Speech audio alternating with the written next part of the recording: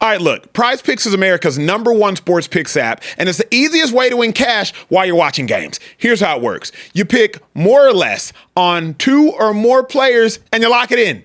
That's it.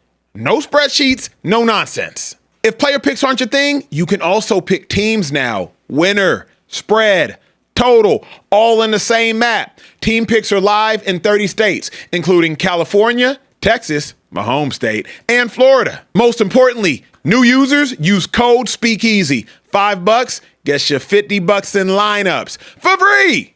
PrizePicks. It's good to be right. Ladies and gentlemen, welcome into the Speakeasy, sophisticated sports talk with the best in the game. I'm the large human being nicknamed Carebear, standing behind the bar, Kieran Hickey Simple, and I am joined here today by two unbelievably successful black gentlemen, multi-millionaire black gentlemen, and honestly, to be completely truthful in here, some guys I aspire to be more like in the future. Absolutely. That's a good idea. When it comes to their bank account, not their takes, Emmanuel Acho is my boss. How we doing today? Yo, beautiful people, what a day it has been. Every time we do this show, I guess people are watching because people is texting and tweeting and DMing and commenting and all the things. Hey, y'all could be watching any show. You're hanging out with us. We do not take it for granted. This is the Speakeasy, one of the fastest growing sports shows, may I add, and you are a part of it, so it's love. You might be watching incarcerated. Shout out to y'all. You might be watching from a different country. Shout out to y'all. You might be watching from anywhere around the United States. Shout out to y'all. Again, if we've done anything for y'all, it would mean everything to us if y'all hit the subscribe button.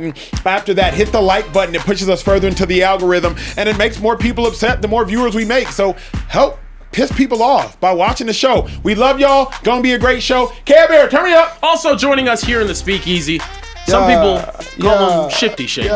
Some people call him $100 million Shady. Some people call him Agent Shady. Some people call him Philadelphia Eagles Hall of Famer Shady. What they call me, dog? I call him Damn Shady. LeSean Shady McCoy in the building. How we doing today? I like how it was going. Hey, now when you said you inspired to be like, what you talking about? This Acho or me? Because I was talking about both of y'all's bank accounts combined. Is what I aspire to have in the future. I like that. That's what I'm saying. I can do 10 push-ups too. There we go. It's a lot. I need to get that too. You know what I mean? I'm on the golf course. Maybe you can teach me a little something. Tiger here. Come on now. Hey, let me know. Tiger here. And last thing, Dubai fried rice. And my African homeboy. When you talking about people in jail, you don't gotta say incarcerated. It's like what you say? My dudes, my guys behind bars. Yeah. You know when they DM me, they say I'm incarcerated. Yeah, so I was just speaking. They like, my boys in the pen, man. They be like, you know, I'm booked right now, Shady. You know what I'm saying? Oh, it's a cultural disparity. Yeah. I was trying to reflect. The incarcerated individuals. But they see you and they feel like they gotta elevate. That's what it is. That's what it is. Yeah. When they come down here, the convicted felons. Hold on. I don't know. This is how I go, right? Okay. If I'm texting with a female, right, and they use punctuation, I'm gonna use punctuation. If they use emojis, I'm gonna use. I'm gonna reflect to the communicator when I'm communicating. You speak the language of whatever. Yeah, I'm gonna try to speak that. Sounds like a people pleaser to me. If you say incarcerated, I'm gonna say incarcerated. Nah, but like, you got any homies that's been booked? Yeah, but for like white collar, like scamming, Nigerians. Oh yeah, that don't count. But yeah. Like, but I'm saying, because I catch nobody. Man, it's not like, yeah, bro, you know I was incarcerated. What? But a Nigerian would say incarcerated. A Nigerian would say incarcerated. Yeah. Nigerians also name their kids Treasure because that's what they want to have. Incarcerated. Oh, shit. Yeah, that's crazy. Oh, speaking of a guy that's not Nigerian, but he does have a large forehead. Nigerians don't have large foreheads, but you do, brother. I do. Maybe East African in the blood there. Trey, how we doing today? Trey? Feeling good, man. Feeling great. The forehead, listen, until these sides is grown all the way out, the forehead will not be reappearing. The hat is not coming off. It's not coming off. Or if I get braided up, but that's it. Can I ask one question before we start? What's up? Because I'm in the middle here, though. I'm in the middle, right? And I know history and all that, and school and et cetera, and studies, but Cameron is one of my favorite people. He's one of my favorite rappers of all time now. He's, doing the TV thing. And he said the other day, yo, my man, I'm a brother from America. I'm not African American. I'm like, he's tripping. Yeah, but I think about it, like, well, hold on now. He said, bruh, my mama's from Atlantic City. So, is that a real thing? If somebody say, yo, where you from? I'm like, yo, I'm from America. And I'm a I'm a brother of America. Yeah, I don't mind that because I think African American is low-key dumb. Because like I'm Nigerian American. I'm not from all of Africa. Correct. You feel me? So say you African American, like I'm Nigerian American. You feel me? So if I say I'm Black American, that makes sense. To me, that makes the most sense. I think we need to move toward that. I'm a brother from the States. Because there is a difference. Now, I don't want to say there's a divide, but there is a stark cultural difference. I've been to Africa. Well, no, I've been close to Africa. I know African people, and I be like, damn, he cool, but. Like, we kind of different. Well, it's like a lot of water you got to cross to get to Africa. How did you get close without getting there? So he could have been in Spain. He could have been in Spain. I've been in Spain a couple of times. You know what I'm saying? Listen, geography ain't my strong suit. Y'all know I ain't traveled. Bro was out there in Mallorca. I'm telling you, it was a good time. Right. Look, we have a loaded show for you, gentlemen. We appreciate you for watching us today. Make sure you guys hit that like button and that subscribe button. Hit the bell button to be notified when we go live next. We're going to have a couple of more shows this week. We cannot wait to bring them to you. We have to start off, though, talking about some news out of the NFL. A.J. Brown at Patriots training camp had a rep against Christian Gonzalez that is now going viral because Philadelphia Eagles fans are making it known that this man can't create separation. AJ still having trouble creating separation, I see, says the Philly pod. Eagles Time says AJ Brown through 2 days of Patriots camp. Day 1 target, 0 catches. Day 2, erased by Christian Gonzalez. Eagles got a 2028 first, a 2027 fifth for this. Philly fans watched this movie all last season. They knew how it ended. They also went on to say no separation, mid-hands, dog shit route runnings, no vertical left as well. Also, someone posted a Gemini. Y'all got to stop posting the Gemini, man. It's crazy. But look, AJ Brown averages approximately 1.8 yards of separation per target, ranking near the bottom of qualified NFL wide receivers. Philly fans all over AJ Brown after day 1 of training camp and a rep against Christian Gonzalez out of the how many ever he had. Do you guys think people are overreacting to this AJ Brown clip, or is there some merit here? Eagles fans, I'm begging you, stop stalking your ex. Stop stalking AJ Brown. Mute his Instagram stories, block him if you have to. Stop stalking your ex. AJ Brown is running a back shoulder, bruh. And you want him to separate on Christian Gonzalez getting pressed? How you finna separate on that? Like they're throwing a back shoulder. What you want him to do? You're stalking your ex, seeing that he's in a new relationship, and you're like, I told you she ugly. I told you she put on some weight. I told you she don't even look good. Look forward to what you got. Mekhi Lemon, Hollywood Brown, Wicks. Stop worrying about what A.J. Brown out there doing. I am not at all concerned with A.J. Brown after 1 day of camp. And I also don't like saying A.J. Brown still can't separate. Remember, when A.J. Brown caught the ball on 3 Pittsburgh Steelers and 1, 2, 3 pointing about, there wasn't separation there. He just mosses everybody because he's bigger and he's stronger. And at 2, when necessary, he's faster. Because I don't really see A.J. Brown getting caught. So really, for me, to Eagles fans, is stop stalking your ex. You got a great thing going with Mekhi. You got a great thing going with Jalen Hurts. He's been all smiles all offseason. Let A.J. Brown go do his thing. Let him go eat. I am not at all worried about a training camp video, 2-5. Yeah, me either. I mean, that's why I love my Birds, bro. Like, they're tough fans. They tough. They with you when you're there, and when you leave, they might be rough with you. Even myself, Eagles Hall of Famer, when they inducted me to Hall of Fame, it was millions of people out there at halftime showing me love. But when I did leave, it was some chirping. So I'm all right with it. But let's keep it real, though. I mean, he's going against one of the best defenders in the league, for one. Correct. For 2 is, there's no awards, there's no Super Bowl. In training camp. Yeah. There's nothing here. Great defensive play, cool. I will say this, though. Going best versus best, elite versus elite, they're both going to get better. And I tell you this much. A.J. Brown's going to have a phenomenal year. Yeah. He had a quarterback that can throw the ball. He had a head coach that's going to hold him accountable, right? Because this ain't acceptable. Try one hand catch the ball, right? But he's going to get better. A.J. is an elite receiver. And every receiver has these type of days. There's no reward in training camp, so I'm not worried about A.J. Brown at all. Especially, Shady, when I look at that clip. It'd be one thing if, like, he was getting hawked. It'd be another thing, like, I'm not looking at this clip and overreacting. That's the thing to me. Like, I'm not looking at AJ Brown and overreacting because Christian Gonzalez is in his hip and they throw a back shoulder. And truth be told, and it would have been probably catching that in the game. It also would have been a crazy highlight if he would have held on to that one right there with one hand. Everyone would have been excited about AJ Brown. What if he just gets jammed up and gets covered? Then what? It's training camp. That's what it's there for. I don't care about that. Yeah, I don't care nothing about that. I hate you lose one rep. But how many reps did you lose in your career, Shady? How many? You know what I mean? But this is what I hate about it, though, Kieran. Is like it's practice. It's practice. Yeah. It's the point of it. That's what it's for. Yeah, it's like, let me try stuff. Let me see if it works. Let me work on my releases. Let me work on my moves at the top of the route. Let me work on seeing if I can snag that one hand. And if not, I am going to have to go up there with two. But the thing that really ticks me off is like Eagles fans. Y'all tweeting more about A.J. Brown than y'all tweeting about your own team right now.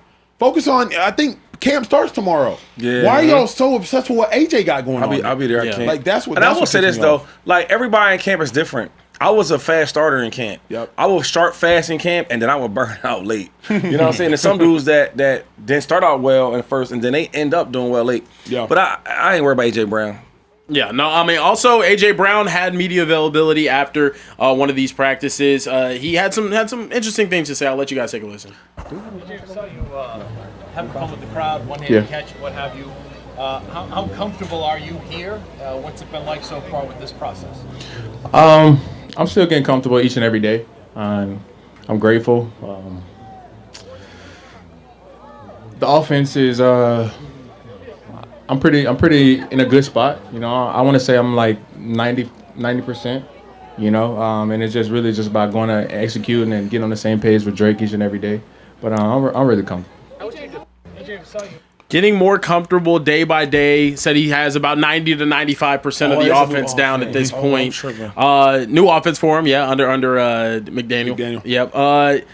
You guys think this is going to be a career year for AJ Brown, and what are the expectations this season for AJ Brown in you guys' opinion? I think A.J. Brown's going to go for 1,200. That's my expectation. I think he's going to go for 1,200, probably 8 touchdowns. I don't know if it's going to be a career year simply because he has gone for high 1,400s before. So I don't know if he's going to go for 1,500. 1,500 is what would make it a career year. I don't know that Josh McDaniel nor Mike Vrabel are going to conduct an offense in which a receiver is going to go for 1,500. Mike Vrabel had Derrick Henry. He likes to live through the run game. Even last year, Mike Vrabel has a 2 running back set, and obviously a young Travion Henderson, I believe a second-round pick out of Ohio State. He's blossoming. I think he's also going to start to become an incredible 1-2 punch with Ramondre Stevenson, assuming all is still well in that running back room. So I think AJ goes for like 1,200, 1,250, 8 touchdowns, but I do think he'll get 8 to 10 targets a game.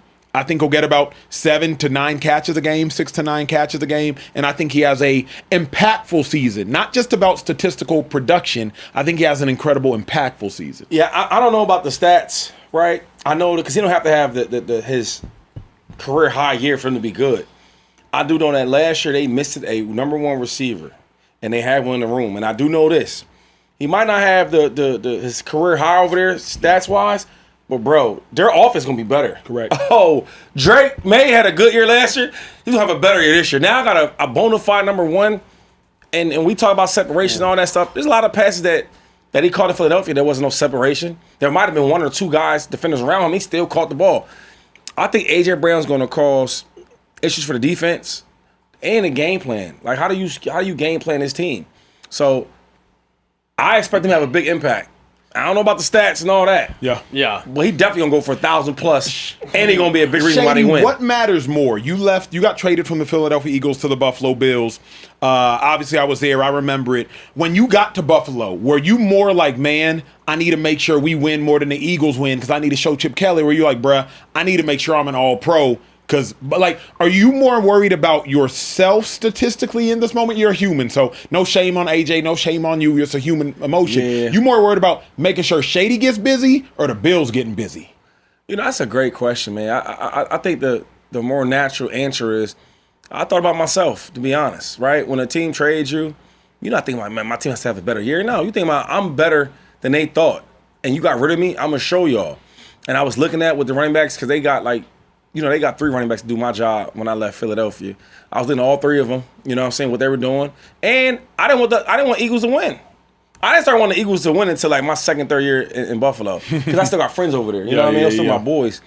But when you get traded, I want them to lose every game, right? And I'm watching the box score, and I want to do better than their running back. Yeah. That's just the truth. That's crazy because, like, that is... AJ definitely ain't going to be cheering for Jalen Hurts, though. That's not going to be going on. Nah. And he hope they don't be winning. You know what I mean? Smitty's his homie. Yeah. But he ain't like... hoping they get off. I don't know if it's... Because I had boys over there, too. I'm not hoping they have career years. But I don't want them to do bad. Yeah. I just ain't worried about them. That's a good way to put it. You know what I'm saying? Is it? You human? Yeah. People would say that, but man, until you in that situation, bro, you don't feel like that. You like, man, that's my dog, but yo, they traded me. I'm the number one. I don't want to go off and just. I leave and he goes for 1,500 yards. Yeah. That's the truth. People can lie to you. I ain't gonna lie to you though. That's good. And I left there. Sproles is there. That's my dog. That's my man to this day. Yeah. But I ain't want to go out there and just be having all these yards. That's facts. You know what I mean? Yeah. But I think that's what I love about this because that's human. That's real. It's like Bryce Brown. Yeah. Now he left and went to the Bills. Yeah. I want to have a career year. Yeah. Because I was still in Philly. He was went my to the Bills backup. or the Ravens? And he went to the Bills. Where were you at the time? I was in Philadelphia. When I was in Philadelphia, he left me. Yes. He's my backup. He was real good. He left. I want him to go out there and have 1,500 yards. Yep. Yeah. Because I'm still here. Yep. Now, when I left, you're right. We had Can we DeMarco natural? and we had Sproles. bro, we had a couple guys. They had a couple guys. Yeah, and we had Ryan Matthews. Ryan Matthews. Ryan Matthews. They hired him to do my job. Yeah. They hired DeMarco Murray to do my job. and had Sproles. They had little Sproles do my job. Somebody else. It was them three. Polk was still around though. Oh, them three was there? Yeah, Yeah. see, Polk was still You know what around I'm saying? You know what I mean? Yeah. Three. You know what I'm saying? We get 3 different dudes. Like, you know? Yeah, no, Come exactly. on, You This can't is really replace Speakeasy, people! Come on now. In case y'all just tapped in, welcome to the Speakeasy. You never know how it's going to get down. Hit the subscribe button, hit the like button. We're not going to be here for a long time. We're going to be here for a good time, no. Oh, okay, bet. Shady, relax. Relax. We got like 3,500 in the chat. Carebear, keep the show pushing, Look, G. yeah, I know you guys don't want to get you guys didn't want to see your former teammates get off. I want to see LeBron James get off this season. He's not a For the teammate. I don't care. I want to see him get off. You never played with LeBron James. Oh, that is crazy. That was. Resume. wanna see him get off? Anyway, absolutely. LeBron James Wow. did his big one on Twitter today. He blessed us with the tweet. He gave us 3 emojis in response to his 23 jersey hanging up in the Philadelphia 76ers crazy. locker room with the king crown for the 76er now. Also, fun, just more information. Kevin Durant dropped a statement out there about people, coming at LeBron about ring chasing. He said everybody in the NBA is either chasing rings, shot attempts, or money at the end of the day, which, I mean, I very much agree with. Do you guys think, though, however, this ring chasing from LeBron is a bad look for him? One, I love what Katie said because it's funny, 2-5. When I was thinking about it, really, I'm like, I think he's right. You're either chasing getting more shots up because you want to go be a feature player. You're chasing more bread because you want to go stack that paper, maybe young in your career.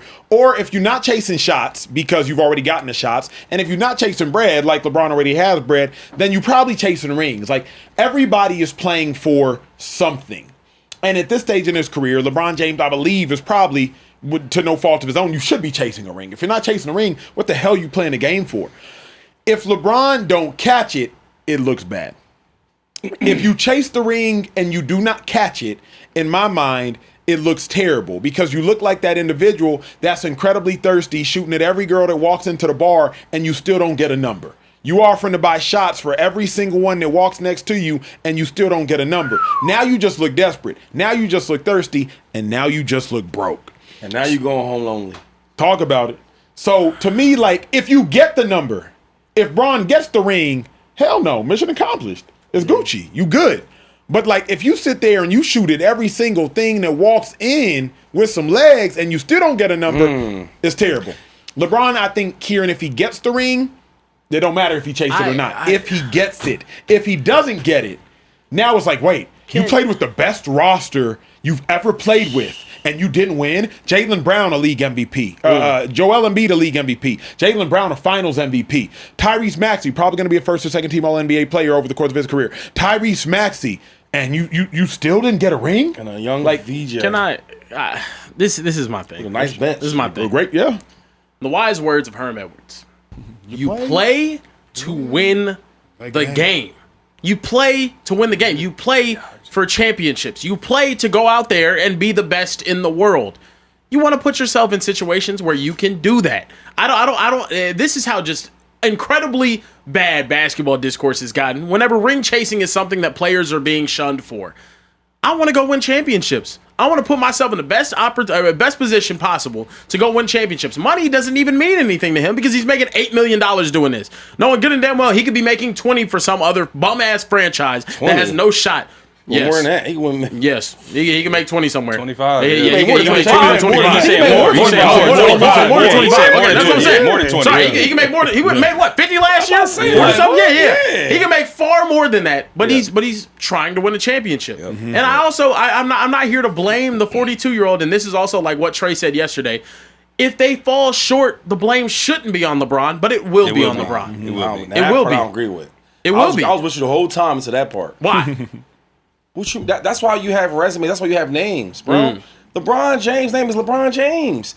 Joel Embiid's a great player, but the whole freaking of America didn't get all hyped up for Joel Embiid, did they? No. They got it for LeBron James. That's why we have these names. And we want him, if he gets a win, which he is going to get a title, now that conversation with MJ, it gets closer. It does. That's what the storylines are about. Sports is about storylines. There's no storyline for Joel Embiid. It's not enough. That's where I disagree.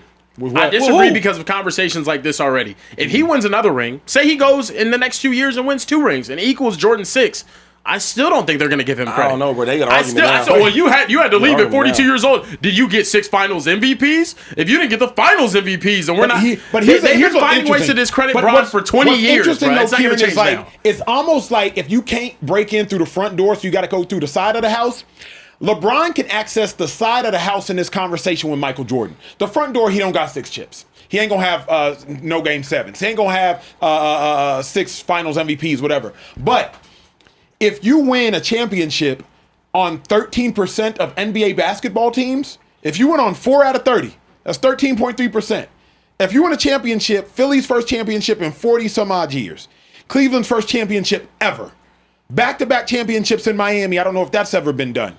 The Lakers' first championship in over a decade. Now, Kieran, LeBron ain't going through the front door of the Jordan argument, but you breaking through that side door because I can break people down in the Jordan argument. Yeah, I could break you down. I could be like, hey, bruh, name another athlete that played on 3 or more franchises and won championships on all of those franchises. I could break you down now with that argument. You can't be broken down with the Jordan 6 for 6, no game 7s, blah, blah, blah, blah, blah. But if Bron wins in Philly, bruh, you can break him down. He's the only one to win championships with 3 different franchises as the star player for all 3. And he still doesn't, and he's still getting discredited. Trey, I want you to drop a poll, bro. I want you to ask people, if Bron matches Michael Jordan's 6 rings, will they view him as the GOAT? Because I guarantee you, the answer is going to be a resounding no. When you say that, like, if you really, there's a lot of people that think LeBron is the GOAT. I do, yeah. I mean, so I think more people think Jordan is, because I think Jordan is the GOAT. But bro, it's not an easy conversation. There's a lot of people that think LeBron is the greatest player of all time. So I heard there's Ukraine, but it's not that. Number 2 is, I don't think he's ring chasing though. You know what I mean? Like he's trying to win, and he's 42. He ain't a young Thundercat. And another thing is, like, nowadays, they normalize it though. They normalize guys teaming up on teams to win, and I'm okay with it because when he first did this the first time when he left Cleveland, I didn't like it. I'm a real super competitor, I didn't like it. But then after everybody else started doing it, I had to update my information. Okay, this is what we doing now. Yeah. So now we look at all these teams that's winning championships. They all have somebody other than probably Steph Curry in the last 10 championships? Because he won that with really nobody. I don't care what nobody say. Steph? In 2022? I mean that was Clay, but yeah, he was featured. That was Steph. But what I'm saying is, like, so now you got to have a person to go with you to win. Yeah. So I'm okay with this. Like, and LeBron, all his teams be like this. So it's like, you can't complain about it now when it's always been like that. And the second thing is, if like the league, what player ain't trying to stack the team to win? Think about it. Minnesota, now they had a squad. Now they got an extra superstar. Yeah. The Nuggets. Yeah. When Jokic won, they had guys over there. Maybe your dude Greek Freak didn't have as much. LeBron, when he won the first time, he had you AD. need help. But the only MJ won one playoff game without a Hall of Fame teammate. The only problem 2-5 with what you say, and the only problem is, you're right. Everybody has help, but LeBron is soliciting the most help outside of Kevin Durant. Everybody has help, but like LeBron is soliciting the help of a Finals MVP and a League MVP and a rising superstar in Tyrese Maxey. Like, does Shea have help? Yes, in Chet. But now Chet's kind of been exposed. Does he have help in J-Dub? Of course. Does Jalen Brunson have help in Karl Anthony Towns and OG Anunoby? No, he got help. Yeah. He got help. He does. I want to call a timeout. I want to call a timeout. One second. Jalen Brown and Embiid. I want to call a timeout because you passed by this. You said outside of Kevin Durant, the most help. Okay, sure. In the middle of LeBron James's prime, the best years we've ever seen LeBron James play, Kevin Durant joined a 73-win basketball team and won 2 championships. Why do I care if LeBron James at 42 years old joins a good team and tries to get 2 chips as well? Good riddance. Good riddance on the league. I'm excited to see Bron on the team.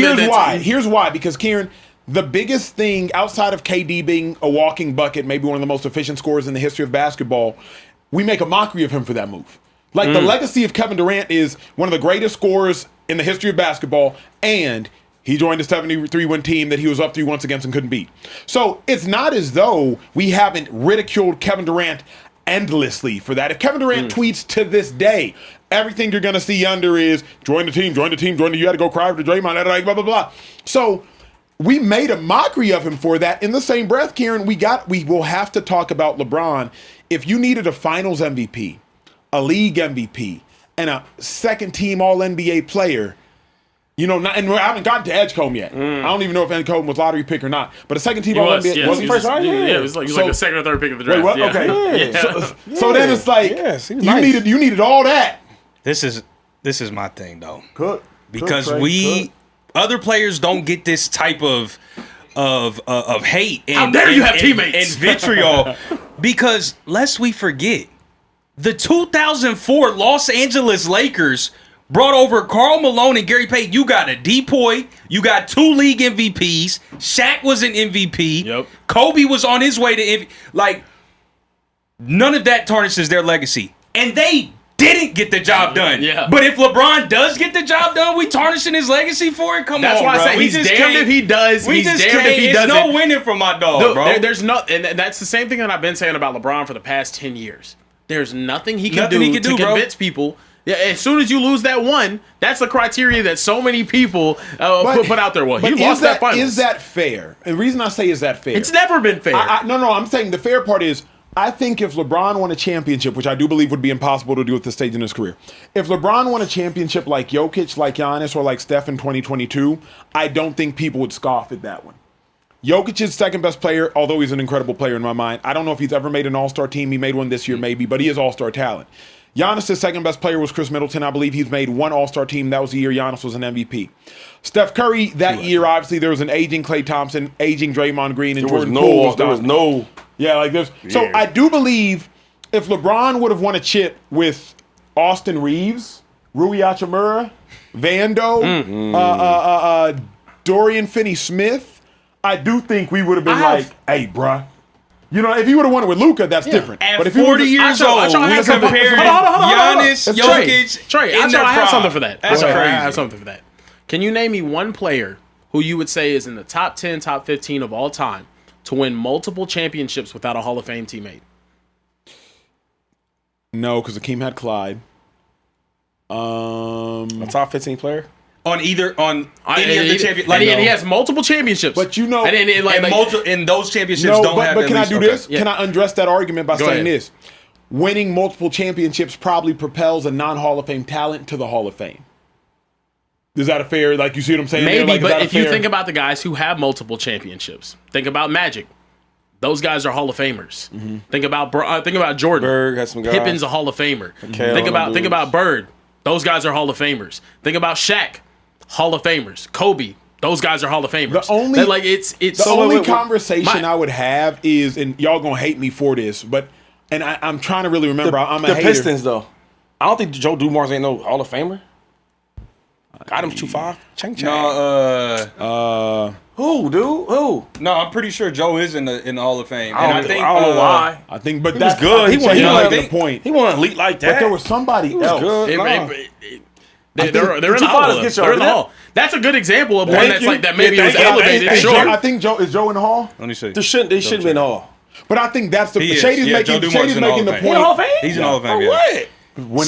Six-time All-Star, 3-time All-NBA, 5-time All-Defensive. He's a Finals MVP. They also had Dennis Rodman. That's. I'm like, there was.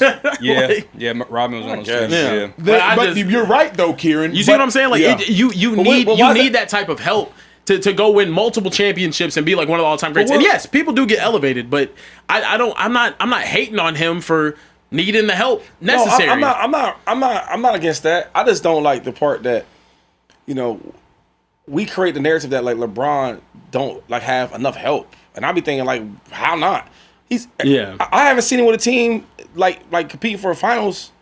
They always have help. He always has talent. No, yeah, he always has talent around him whenever he's competing for the championships. The only time that I would say he didn't was 2007. That was a 23-year-old LeBron in his first time. I just think it's a situation where what would we be talking about with LeBron James's career if he was a career Cleveland Cavalier? Would he have 1 ring, maybe 2 rings, with a bad front office that wasn't building around him? They needed him to leave to be able to build the guys around them. You talking about when he came back? I'm talking about if he never left in the first place, if he never went to Miami. But he could have 40,000 points and maybe 2 rings, and he'd never be thrown in the same conversation as he is now. What's crazy though, Kieran, isn't the league like a boomerang? Say LeBron never leaves, does he end up getting Jared Allen, Evan Mobley, and Spidey? No, you don't think?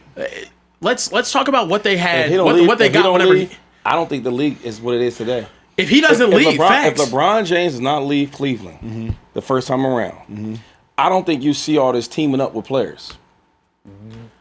Hold on, in their prime, I'm saying. I'm not saying they older and all that, and they old as shit, and I ain't saying that. And they've been on 4 teams already, no. I'm talking about in their prime, of their careers, I don't think players would have been so cool with just doing it. You know what I'm saying? Think about it. Because when he did it, after a while, I'm like, all right, well, this is what we got to do to win now. Let's do it. You're right. That's fair. We have breaking news. What the hell happened? Inside the Speakeasy right now. What the hell happened? Not 1. Drop a bomb on him. Not 2. What the hell happened? Not 3. What the hell happened? Not 4. What the hell happened? $500 super chat from U.S. Patriot, bro. $500 super chat, you know what? bro. Yo, you need to cash that out right now so it's not fake. And they need to come to the Speakeasy though. They need to come inside, bro. Yeah, they gotta come inside. You didn't get to pull up. What the hell did he say? What the hell did he say? Take Trey Single. I need to hear this. U.S. Patriot. Wanted to show while you're reading this. And said, random question. What is y'all's top 5 wide receivers of all time? Thanks for keeping the entertainment going on my graveyard shift, fellas. Appreciate what y'all do. Getting money over there. This is my way of giving back. Hey. U.S. Patriot, we appreciate you, brother. Man. That's love. That's love. For the 4,500 of y'all in here, this is the Speakeasy, bro. We show love. 5,000. Y'all show love. We up to This 5. love. We up We're to 5,000. We up to 5,000. What the hell am I doing disrespecting y'all? It's a crazy show already. It's a crazy show Come on, man. already, and we ain't even got to no breaking news. Come on, We man. pouring up. We got to pour up, man. We do need his hat. We do need his hat. We gotta pull up something for U.S. Patriot. Hold on, that's mine. Hold on. We got glasses right there. Keep your holy water, dude. We drinking in here, dude. Hold on. Let me give you my top 5 receivers all time. Obviously, Jerry Rice. He's got to be number 1, if nothing else, but because he had like 1,000 yards at 40 years old. That's ridiculous. Outside of that, I'm going with T.O. at number 2. I don't care what nobody says. T.O. a dog. After that, I'm going with Randy Moss at number 3. Randy Moss is Randy Moss. I mean, what are we really talking about? After that, let me go with Megatron at number 4. Calvin Johnson, he was one of them ones, if not the one. And last but not least, shout out to my dog Larry Fitzgerald. I'm going to put him at number 5. Wow. You got Shady. Solid list, young brother. I'm going to go, I can't go in order though. Fair. Jerry Rice. Dog. Randy Moss. Dog. Larry Fitzgerald. Yeah. Larry the Legend. Dog. I'm going.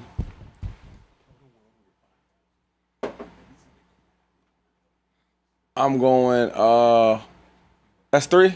Yeah, that's three. Where you at? I'm going Terrell Owens. Oh, wow. And then I'm going, you know what else I'm going? Yeah, what's the surprise pick, G? I'm going Antonio Brown. Ooh, I like that. I hope you do. I like that. I like that. That's a list. Hope you do. That's a list. Hope you That's do. bad. That's a list. Hey, let's get maybe 2 more super chats. Okay, bet. You know You know what? Shady? We can't read another super chat after 500 ball. We gotta let it breathe. We just got it. You know what I'm Let saying? it, Like, yeah. He deserves the spotlight. Yeah. U.S. Patriot. It's completely disrespectful. to Deserves try to the read another spotlight. Where is super that, chat. homie? Hey, we pouring up. This for you, Trey. This yours right here. Come on now. This yours I guess right the here. Nigerian ain't doing it. I 500. get it. I'm 500. Hold on. Shout out to U.S. Patriot for the 500 ball, man. It's up there. Come on now. That's going straight in my pocket, by the way. Hey, for Patriot. No, it ain't. What? Oh, I ain't doing Patriot. I'm saying for the 500. Yeah, for the 500. 500. Yeah. It's I'm a okay. bird. No, Patriot is the one who did it. No. That's his handle. All right, well, I don't want to say. He's saying like he's a United States, like he's a Patriot. you know the blue, the white, blue, the white, and the red. red. Well, it's the NFL team in the Patriots. Yeah, but But he he's say a Patriot. Yeah, it's just Patriot. Can we just drink to the Patriot? Come on now. just Let's toast, Shady? Damn. Toast. Good God. Gotta convince my dog to toast. I'm in that green. I'm brilliant green. I don't understand that. Here, let's get to that next topic, baby. Look, We got man. 5,000 people in here, man. We have to keep things pushing. One of the Man, best that shit was run-stopping strong. defensive Damn, tackles homie. Sheesh. in the National Football League. Vita Vea, Super Bowl champion, has requested a trade from the Tampa Bay Buccaneers. He hoped for a long-term contract extension, and talk stalled. Now he wants out also. 49ers fans, Coach Yak, saying bring Vita Vea home back to the Yay area. Yeah. Do you guys think the 49ers need Vita Vea? Who coach Jack? He be tweeting about the Niners. If the Niners get Vita Vea, it's time to usher them back into the conversations. We've ushered the Rams into, the Seahawks as reigning champs into, the Philadelphia Eagles. They always stay in those conversations. Because you got to think about what the Niners are building this offseason. And I would suggest the Niners have had quietly maybe the best offseason in all of football. You bring Dre Greenlaw back. I love the Niners linebacking core greater than any other linebacking core now. Fred Warner, Dre Greenlaw. You go get Oso Digizua. I believe that he is perfectly situated now to start at defensive tackle. Alfred Collins continuing to ascend. You forgot about Michael Williams, first round pick from last year because of the injury. Nick Bosa looks as good as ever. Now, if you can get Vita Vea, now think about the depth. Now you're rotating 3 defensive tackles. You cannot play a defensive tackle 80 snaps. Only time I've ever seen that, Aaron Donald and Fletcher Cox in his heyday. More often than not, defensive tackles are playing like 65 or so snaps. You bring in Vita Vea, plus you have Alfred Collins, plus you have Oso Digizua. I haven't even talked about Romello Height, who everybody is raving about at the camp. I think if you bring in Vita Vea, now that run defense, which was so porous last year, instantly becomes a strong suit. I think the secondary has questions. Outside of Demo, everybody's got questions about that secondary. Is it Jair Brown? Is it Mustafa? But if you get somebody as stout as Vita Vea up front, playing next to Alfred Collins with Oso Digizua rotating in, plus Nick Bosa on the outside, plus you got Michael Williams on the outside, plus you got Romello Height, I just think that is an incredible, formidable front in that front seven. Shady, I know you played with Vita Vea, so you know best. Yeah, nah, that's my guy, bro. I owe him a jersey. My fault. I gotta see my jersey out. But before I get my take, why we pick the Niners? Because Coach Yak said it? No, he said he wants to come out west. He said out west, so it's either LA teams or the Raiders. Yeah. Oh, I don't know if the Rams have space for him. You hang on the Raiders. Hang on Raiders. And Aaron Donald's coming back. Vita's special, bro. Great teammate. What makes him so special? Bring us into the locker room, if you will. Great teammate. He's fun to get along with. And the best thing about him is he's not selfish at all, bro. I watch say, listen, I'm going to force these double teams so guys like Barrett can get off, guys like JPP can get off, guys like Sue can get off. And he knows his role. He said, bro, I'm a big guy in the middle. I'm going to cause all havoc and chaos so everybody else can get off. You know what I mean? And you need teams like that. You need players like that. He's still young enough and he's still aggressive. I remember in the Super Bowl game, talking to Andy Reid maybe days later. He said, bro, everybody wants to talk about the edge rushers because they did have 2 tackles in there that was backups. He said, but the one that was the gangster was Vita. Bro, first of all, he's 360 pounds. Yeah. He might get mad at me. He's about 6'3". He played running back in high school. Swear. He's an athlete, dog. He's an athlete. He's something special. He ain't messing around. So if Kyle Shanahan could pull that off, They gonna be special. Can you let's talk ball? Y'all on the Speakeasy. We don't just want to get laughs, but we also want to educate you. You got 12 years of NFL experience, all decade running back to my right. Shady, when you have a defensive tackle that can truly eat up the center and the guard, do you have to run away from them? Can you not run powers that way? Can you not run leads that way? Is it, hey, instead we got to run stretch, we got to run zone read, and we got to run whams, we got to run traps? Like, how can he actually impact the game? Oh my God! I mean, from so many different ways. So let's talk about the pass first. You gonna block him one-on-one? If I'm the quarterback, right, on the outside, I can feel the pressure on the outside. I can step up. When this dude is in the middle and he's going one-on-one, he's gonna run straight through the guard or through the center. So that means you always gotta have 4 hands on him. 4 hands means 2 players on him. Especially in the running game. In the running game, we gotta always double team him. We got to always give him misdirection. Get him going one way because he's big. Can you 2-shot? And so we go the other way around. It's hard to go against guys like this because, one, he's athletic and he's quick and he's fast. And he's so powerful, bro. If he wants to have a lazy day and don't do well, he's still going to do well because he's going to clog the middle. Yeah. You know what I mean? And there's nowhere to run. And if he wants to get real active and shut down the offense, he's going to run dudes over, run down plays from the backside. Vita one of them ones, bro. One of them ones. Yeah. For those less familiar with Vita Vea's game, number 50, the big hog in the front, he's one of those players that, let me now talk from a defensive perspective. When you got a defensive tackle that can keep you clean, that's a linebacker's best friend. Like, Fred Warner will likely have his greatest season if the Niners can acquire that hog up front, number 50, Vita Vea. You can't even get comfortable with this dude. You can't even get comfortable. Truly. Look, bro, you got to double team him. If not, what are you going to do? You can't get one-on-ones. Yeah. All these great centers they want to talk about, all that, man, they need help. Yeah. You know what I'm saying? Shit, okay. Because, if you're a linebacker, you really want to play in a 3-4 defense because more down linemen make it harder for offensive linemen to come up to you. But if you are going to play in a 4-3 defense, you need Vita Vea's. Like, if you're only going to have, if you're going to play with, 2 traditional D tackles instead of that tackle and 2 ends, then you need somebody like Vita Vea who's going to occupy 2 and make it much harder for offensive linemen to come up front. And in all honesty, given what the Rams have done this offseason, Kieran, I think the Niners need to make a signing like this. Yeah, no, I mean, he's one of the biggest difference makers in the league, to be honest with you, in the interior position, or on the defensive interior. He's been one of the best run-stopping tackles in this generation. Yeah. And I think it just goes quiet because we don't really care about run-stopping defensive tackles. But he was the main reason that they were on. They went on the run that they did whenever they won the Super Bowl with Tom Brady. That run defense completely shut everything down. The tandem of him and Ndamukong Suh being able to get busy, not only stopping the run, but getting some pressure on the quarterback. He's unstoppable. And whenever you pair him with probably the best edge rusher he's gonna have beside him, maybe since that run that Shaq Barrett was on, or Jason Pierre-Paul, that year they won the championship, it's going to be very, very, very hard to get busy against the 49ers if they're capable of making the signing. He fits this team up. The Bucks, I think he's 31 this year, and I think if you're the Bucks, you're probably in a reset. Mike Evans, gone. You're getting younger. Bucky Irving is now your future. Young bull, Nigerian cat, Emeka Buka. Yeah. He's now your future. Young bull from Oregon, Tez Johnson. Yeah. You know what I mean? You ain't pay your quarterback. And you ain't pay Baker either. No. So I really think they're trying to retool some things right now. The Bucs are trying to retool. Yeah. Like, Levante David is gone. Yeah. I do think it's probably out with the old 2-5 and with the new. And so they're like, Vita, you can play out this last year. Yeah. And then we can move on from you, but we're not going to give you way more money. Do you think with them missing Vita Vea now, we're losing Vita Vea now, the Bucs aren't any more a contender in the NFC South? They're not a legit contender. And what I mean by that is, like, even if they win the South, they're not contending for a Super Bowl. Like, I could have thought maybe 2 years ago, they could get hot. I think they beat the Eagles in a playoff game. A.J. Brown was injured. If the Bucs get hot, they're up there with the Detroit Lions. They can compete.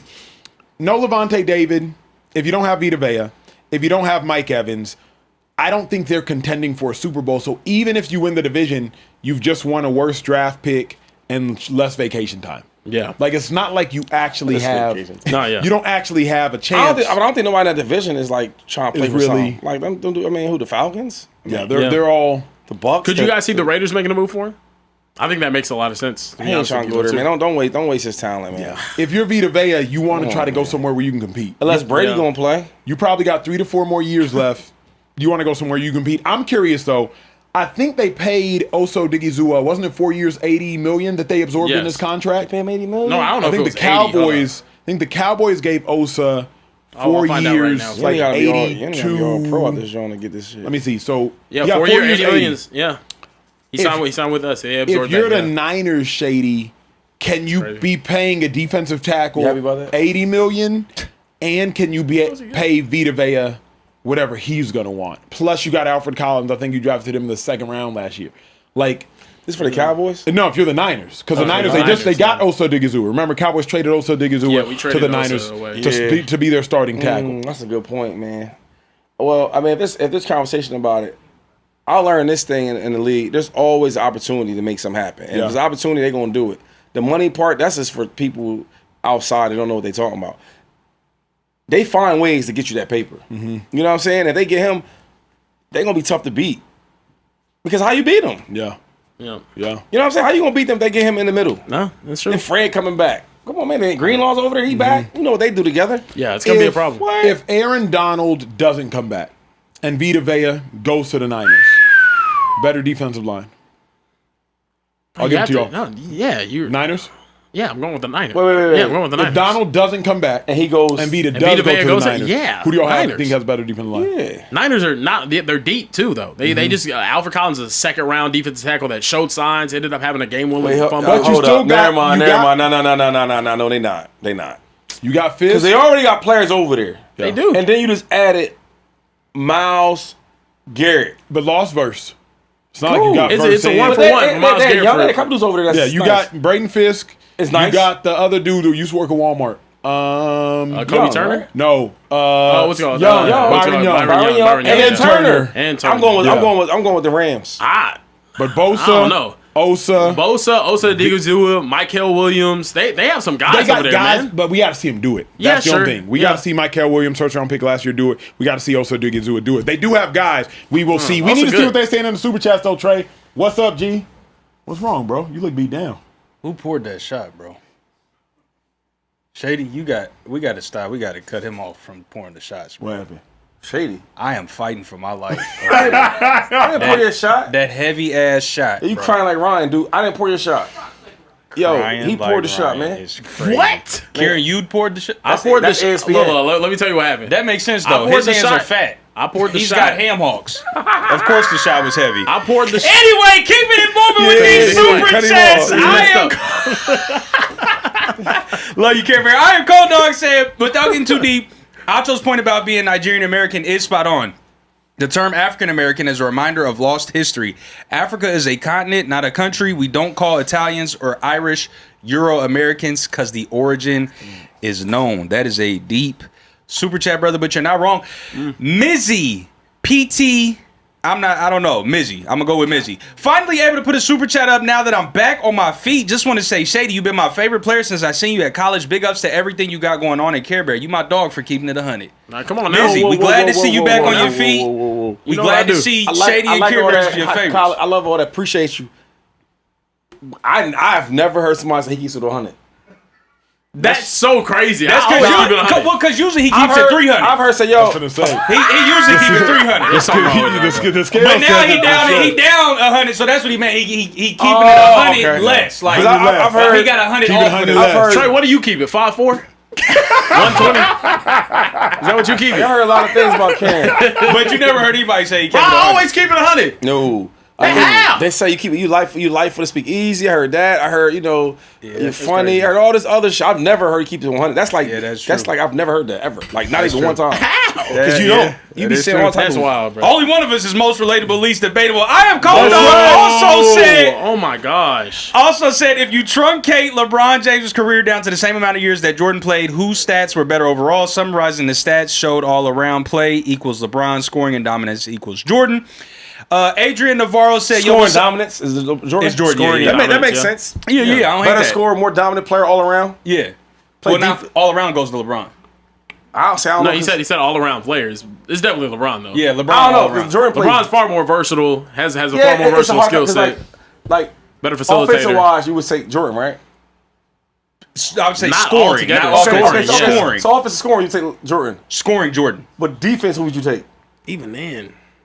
What do you mean? One guy's got like a whole bunch of first team all defense. What? Yeah. Locking shit up. Yeah. I'm still going LeBron. I'm still going LeBron. He's a more versatile defender. Far more versatile. Made way more impressive defensive plays. couple Guarding blocks. way more One impressive of them's players. a guard and one of them's a forward. This But is kind of the a thing. couple blocks. LeBron was No. guarding way tougher opponents. LeBron was guarding 1 through 5 in his career. Yo, I hate when people do that. I know, I'm sorry, but it's the truth.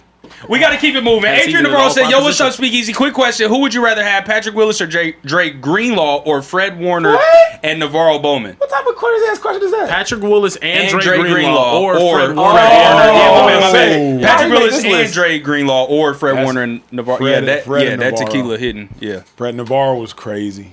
Navarro was crazy. Wait, time out. Uh-oh. The reason why you picked them was because Navarro. Greenlaw shouldn't be there. No, you see what they doing there. You just No. But the reason why you picked them because them dudes was like 2 All Pros back to back. Those 2 All Pros over there. Yeah. Bowman was an All Pro. Yeah. And Fred's All Greenlaw Pro. got all pro. No, but he's not. Like a perennial all pro? Yeah, he's not on A level. So That's why I picked. That's why But I I'm picked them saying, two. so it's a lopsided conversation because you got 2 elite dudes. But they're saying if Pat's better than Fred, But what I'm saying is you have 2 elite Elites. guys. Yeah. And you have 1 elite guy and a good, a really good guy. Yeah. a good player. Yeah. Game Killer 619 said, Trey, I need you to say it with your chest. Acho, my money. Acho, my money. Acho, you think you could do this to me? Work on your syntax. I'm telling y'all. Syntax is like the way you structure a Wait, sentence. they hit you up? They said your name? Yeah. Okay. Said Carebear will be playing basketball in Pelican Bay when I get finished. Okay, so this was a training day reference. Yeah, okay. Shoe program 23-hour lockdown. KK ain't got shit on me. King Kong ain't got shit on me. Maybe another time, brother. You got to get the wording right so I can knock that out of the park for you. Or you just be better at your job. Well, you couldn't read. So, Nick Velasquez, my guy Nick said, good evening, fellas. Best show out there. Not a usual topic with Carebear. Out of all the guys on the show, I feel like you'd be the one to pass this vibe check. What do you think about Avengers Doomsday? Oh shit! Cannot wait. This Thursday after our Marvel show Avengers. at 2:30 o'clock in the morning. 2:30 o'clock. 2:30 o'clock. 2:30 o'clock. See? Yeah. Shut your ass up. No. At 2:30 a.m. I will be watching Spider-Man. I'm very excited about it. I'm a huge MCU fan. Okay. Doomsday should be fun. I'm excited to see what happens, possibly with Franklin Richards. So I'm very excited about it. We'll see. Yep, that's We will fair. see. You never watched Spider-Man, Shady? Bro, we gotta get them in sports, man. Get us in nerd, sports. You ain't never nerd watched- shit, man. We talking about grown men and You ain't never watched Spider-Man, when I was Shady? like That's 8. a bad take, Shady. That's a horrible take. bad What are we take. talking about? I can't But watch. see, just like Spider-Man? Shady wants to get us in sports, I want to what? get Shady a It's like, wait, watch childhood. it? I want to I'm give him a not- I'm childhood. staying up after Shady the needs show. a childhood. But watching It's new release. Spider-Man at 38 would be wild. Like, what are they talking about? So He for has, How? He has a 5-year-old baby yeah, girl. well, I'm watching Y'all the are crazy. Yeah, that's all. That's The it. dude say, yo, I'm staying up Bro. all night. Oh yeah, he don't got kids. He's a lame But square kids- ass. I'm scared. I'm crazy. I got kids. I'm going to watch. You Yeah, watch you're right, wrestling? Sadie. Hold on, You're time out. right, Sadie. Time out, Weird time out. ass, lame Time ass, out, corny time out, ass, time out. grown ass Time man out. going Become a to. slave. I'm so excited. I to see can't watch the I'm so MCU. excited to go see Tom Holland. I can't watch the Spider-Man MCU. and see him and Zendaya kiss. The most cinematically acclaimed and highest grossing film franchise in history. What? I can't do that. But Trey watches grown ass men oiled up in tights playing make believe. This is false. You watch wrestling. Yes, I you used do. to when I was a kid. Bro, I used to. you watch wrestling now, bro. Two more super chats. We gotta keep the show moving. moving. Central Cast, our weird cousin. What up, Welcome back cuz? to the super chats. I hope that credit card has been paid down a little bit, and you're not just sending super chats frivolously. He says, "No, I agree with Philly fans, and it hurts me to say, but today I quote stalked my ex, and I understand what they're going through one because you cheated sometimes you just gotta say F her, and she got fatter. You cheated on her though, bro. All right, ain't nothing wrong with that. It's man. true, Yeah, at least we can trust him. but Shady can. I I trust wouldn't trust him farther than I could throw him. How is it F her when you cheated? Never mind. All right, man. Last one, You Nova put her in that, bro. I'm sorry. That's Don't start terrible. acting like you a girl, dude. I'm not. That's Stay terrible. with the men, homie. Bro, ain't nobody acting like I'm a What do girl. you do? bro. What do you do? What do you do? I missed it. What do you I say? said he cheated on her, and he's celebrating her downfall after he cheated That's on the her. That's girl crazy. say. But you cheated on her. Like, what? But if you did cheat on her, you can't celebrate her You downfall. can't If say- you How already- do you celebrate just like, oh damn, all right, it I is what gotta it bring is. him in the locker room. Yeah. So they could. Yeah, facts. He do. He need to hang out in some locker hang out with rooms some around real- some some like real- real bulls, like testosterone type but shit. he, Like, but he cheated on her. Cheated Such a on bad her, guy. said, What? You gotta I ain't- take that L, Central Yeah, Cast. that's like, like that's corny, bro. That's back to back L's, We dog. gotta give him more drinks. Yeah, you bullshitting tonight, dude. I ain't gonna lie, bro. Can you celebrate? All right, bro. Y'all got show it. Yo, I can tell Y'all he got it, bro. he got a lot of female friends. Y'all got Like, it. you got a lot of female He best brought friends. one to the speakeasy. I got hella friends, just period. Yeah. I ain't asked my friend. That's a female friend. Yeah, I got female friends too. Told Yeah. you. Told you. But I mean, We know Justin Fields' sister. Never mind. I'm I going got back to plenty work. of friends. Kieran got plenty of friends. He know how to pick them though too. Let me call my best. Break I thing. know how down. to pick my friends. Break that down. Karen, he cheated on me. What should I do? Break that What? down. You try not to look over. Leave it. him, Break bro. I'm not listening to that shit. I'm not He's look, drunk. He know how to He pick is 'em. drunk. He's drunk. The liquor hitting him. He's talking reckless right now. He's talking crazy. You're married, brother. You are married. I am. Go tell Danielle I would cheat and then just be mad at you about it. Watch how that go in your household. Yeah, what he on, bro? He's on some cops, some police shit. I told you. Next topic. Take his one Zip shot. his shit up when you at it, bro. What do you do? All right, man. Told Look, you, bro. we got to keep the show pushing. It's how we talk about my Cowboys. Finally, a topic I can enjoy in here. Look, winning the Super Bowl is what's left for Dak Prescott. He said it's that or nothing. Also showed up to training camp today wearing a Dallas Cowboys Super Bowl champions shirt. January 28th, 1996, when we defeated the Steelers 27-17. Our last Super Bowl trip, unfortunately, and also the last time we went to an NFC Championship game. Yeah, 1996. It has been a while. I wasn't even born then. I was in my daddy's balls. Do you guys think Dak is under the most pressure of any player in the NFL this year for the Cowboys? I'm gonna say yes because Dak keeps talking about Super Bowls, and now you're wearing a Super Bowl shirt to training camp. Like Dak is now accepting the pressure. There's come a point where everybody's projected the pressure on Dak Prescott. Now Dak's saying, look, you know what I'm saying? I've been under the squat rack. I can carry this weight. So we'll see if he can, but at the end of the day, Dak is the face of the franchise. If Dak plays 12, 15 years for the Cowboys and never even goes to an NFC Championship game, what the hell you do all that for? You're going to become Tony Romo 2.0. Like, how you play that long and don't win anything of significance. You don't win anything meaningful. Dak Prescott will probably retire a top 5 highest paid player in the history of sports. And you have nothing to show for it if you don't win a Super Bowl. So, to me, I don't know if there's another Cowboy under more pressure than Dak Prescott, Shady. Man, there ain't no pressure for Dak Prescott. There's not. The good years, the bad years, the years they come up short, years he plays Dak football in the playoffs and they don't win. We talk about it for a couple weeks and that's it. We move right on. There's no real pressure. And another thing is like, why are we even wearing? Can we show to the viewers why are we wearing the Dallas Cowboys championship shirt? Why are we doing that? Because we play to win the game, Shady. It's like you want some attention. Come on, bro. Y'all ain't been there in a year. 1996, bro. Y'all ain't even in the playoffs the last 2 years. Yeah. Well, why are we doing all that? Let's just try to win some games. Let's just try to win. Right? Before we talk about Super Bowls and all that, let's just be realistic. And I think that sometimes with Dak Prescott, I think he wants to be that quarterback that brings in that championship. You don't have to talk about it. Just go out there and play. You know, I've always been tough on Dak just because he's been surrounded by a lot of talent, you know, a lot of good defense and all that, and good personnel. And he's in the playoffs, he plays different than the regular season. So I don't know if he's up against a lot of pressure just because what has changed. Like, they're going to find a way to make it the defense fault, find a way to make it the offense fault. Oh, that's Jerry Jones' fault. Them 3-4 years ago, when that team was loaded with talent, they found a way to blame Jerry Jones. I'm thinking like, how? And the truth is, he didn't play well in the playoffs. No, it was the year with the Packers, I mean, he was throwing picks and pick six, right? They didn't blame him. They blamed, the defense couldn't stop nobody. Okay, cool. Then they blamed Jerry Jones. The year before that, when they really, really were good, Dak had a stinker. I think we blamed Dak a little bit. Who? Maybe I did. I don't see. I think really, we blame Dak, bro. I think more Cowboys fans are realistic than you Cowboy think. fans, when I talk to them, bro, they try to blame Jerry Jones, and then I look at him with that face like, and then they say, all right, Shady. It's that. You know what I'm saying? But yo, if you ask a Cowboy fan, they'll tell you it's Jerry's fault. They always do that. It's not the truth. I So think there's a don't lot of no things pressure that on him. Jerry has fallen short in. Like but where? Let's talk about it.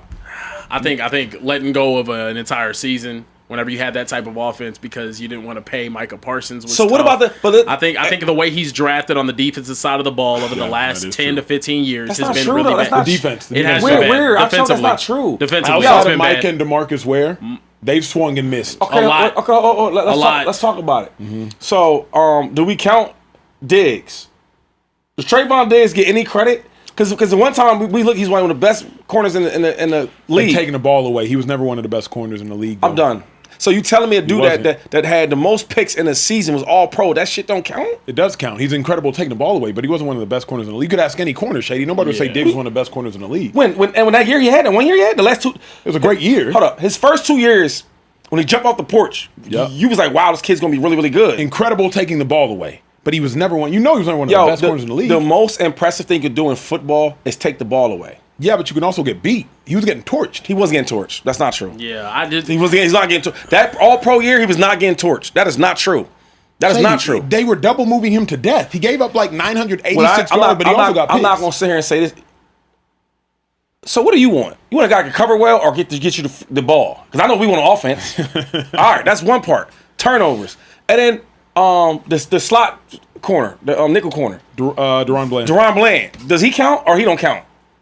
He's a really good player. He's a really good player. He set the record for pick sixes. we're talking about exceptions though. Bro. Okay, hold on. Let's talk about it. If you want to talk about that, let's talk about why him as the GM let Al Harris walk and go to Chicago. And now look at the Chicago Bears defensive backfield. They look way better. You asked me a question and I'm answering them. Let me answer them first before Okay, you go ahead. run me down on it. Pause.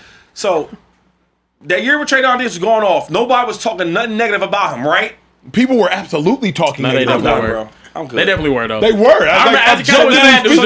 You lead the league in picks and all that, and we talking bad about you. They said he was a pick merchant, and he was gonna jump in front of people. What is that? Meaning like you're gonna jeopardize the defense for the sake of getting picks. Yeah, Like a dude who he's just gonna bust in coverage.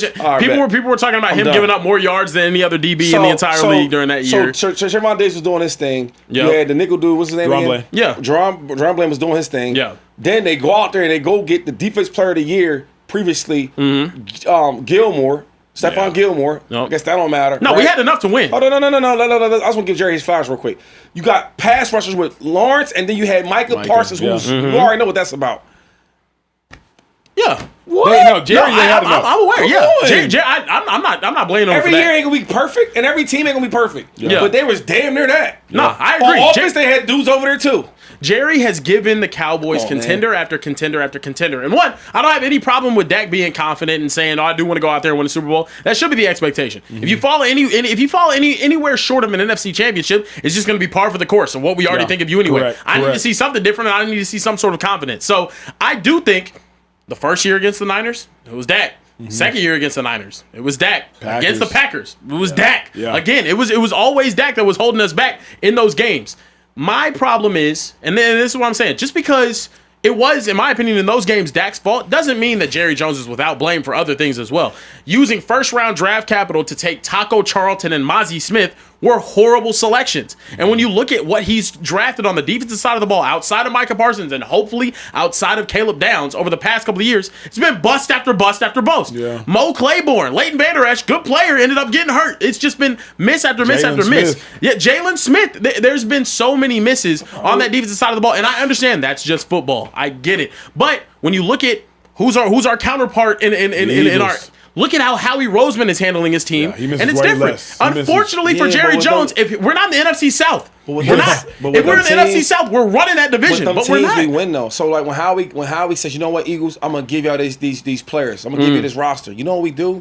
Y'all gonna win. We go to the Super Bowl, we win. Yeah. We go to the conference game. We go to them. Yep. Y'all don't do that. It's because you have a quarterback that's not gonna make mistakes. So now Howie looks better because how far are we going? If them dudes is winning the Cowboys, Jerry looks better. Okay, let's go to offense because it's two sides of the ball. Sorry about that. Right? What about them freaking offensive linemen over there that Jerry done got? Do they amazing? count? Yeah, no, they do. Offensively, I have no problem with it. The quarterback. You know what I mean? CeeDee Lamb. Like, people were clowning them last year for getting a running back that we got. So all I'm saying is that when we want to pick on Jerry Jones, look at the stuff Jerry's really done. Yeah, I hate that. I'm with you. And you know this. No team's gonna be perfect. There's gonna be some flaws on the team. Mm-hmm. Jerry's the top 10 GM in all of football. Absolutely. For sure. Absolutely. It's not arguable. He's better than top 10. The only reason... Go ahead. You go. I was just saying, my issue is he does deserve some blame for some things. Absolutely. And I can separate that from... He did give us a championship roster in 2022 when we lost to the 49ers because Dak couldn't do anything and our defense played a hell of a game. That's because of Dak. Played a great game, and it's because of Dak. And I think that's if any Cowboys fan is going to stand on the soapbox and be like, "Hey, Dak needs to play better in the playoffs," I'll be the one. And I've always said that he needs to be better in the playoffs. Always. I've always been on that. First time you say this shit. No, he not. No, I got videos 4 or 5 years back. I've always been on that side. I work just as many days you work. I think you don't. I don't say it all. Not even close. I got a video where I take off my Dak Prescott jersey, throw it on the ground, and put on a red headband and pronounce myself as a Chiefs fan. That's how nasty it got. It was bad. Look, I want to see the Cowboys win, just like every other Cowboys fan wants to see them win. But with Dak Prescott, I'm okay with this. I'm okay. Go out there and show us that you can do it. If this newfound confidence, and you mentioned in the Super Bowl all offseason, which I've never really seen him do. He talks about wanting to win, but I've never seen him do this. Not like this. Show me something different because we want to see something different. The thing is, it's not going to mean anything for 17 weeks of the season. If the Cowboys go 15-2, it's not going to matter if you can't get to the NFC Championship game. Do you believe, like, you're a Cowboys fan, but you're also a realist with some common sense? Do you actually think, and if so, why, that Dak would be any different in the playoffs? Because there's just no empirical data to support that Dak's going to get to the playoffs and like, hell yeah, he's different now. Yeah. Or is it just hope? Maybe, you know what I mean? Like, it's a lot of hope, but that's also just being a sports fan in general. Yeah, but from the fans' perspective, I think it's a situation now where I've seen Dak go out there and perform well in a playoff game before. It's not that he's incapable of doing it. I've seen him go out there and play well against the Bucs. I've seen him go out there and play well against the Packers the first time in his first playoff trip.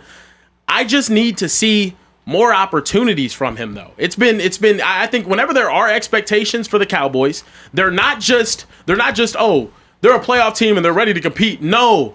There are expectations of this team has to go out there and win a championship. Yeah. When we went 12-4, and that year that Shady was talking about, where Trayvon Diggs is picking off all the passes and we're looking dominant, everyone's saying we're the team to beat. Yeah. And I think that just starts getting to the players. And I don't want my quarterback affected by that. If it's going to be like this, if he's going to go out and have these types of expectations, I kind of like this switch up. Have them from day one. Yeah. Day one of training camp, we're going to win a fucking Super Bowl. Why not?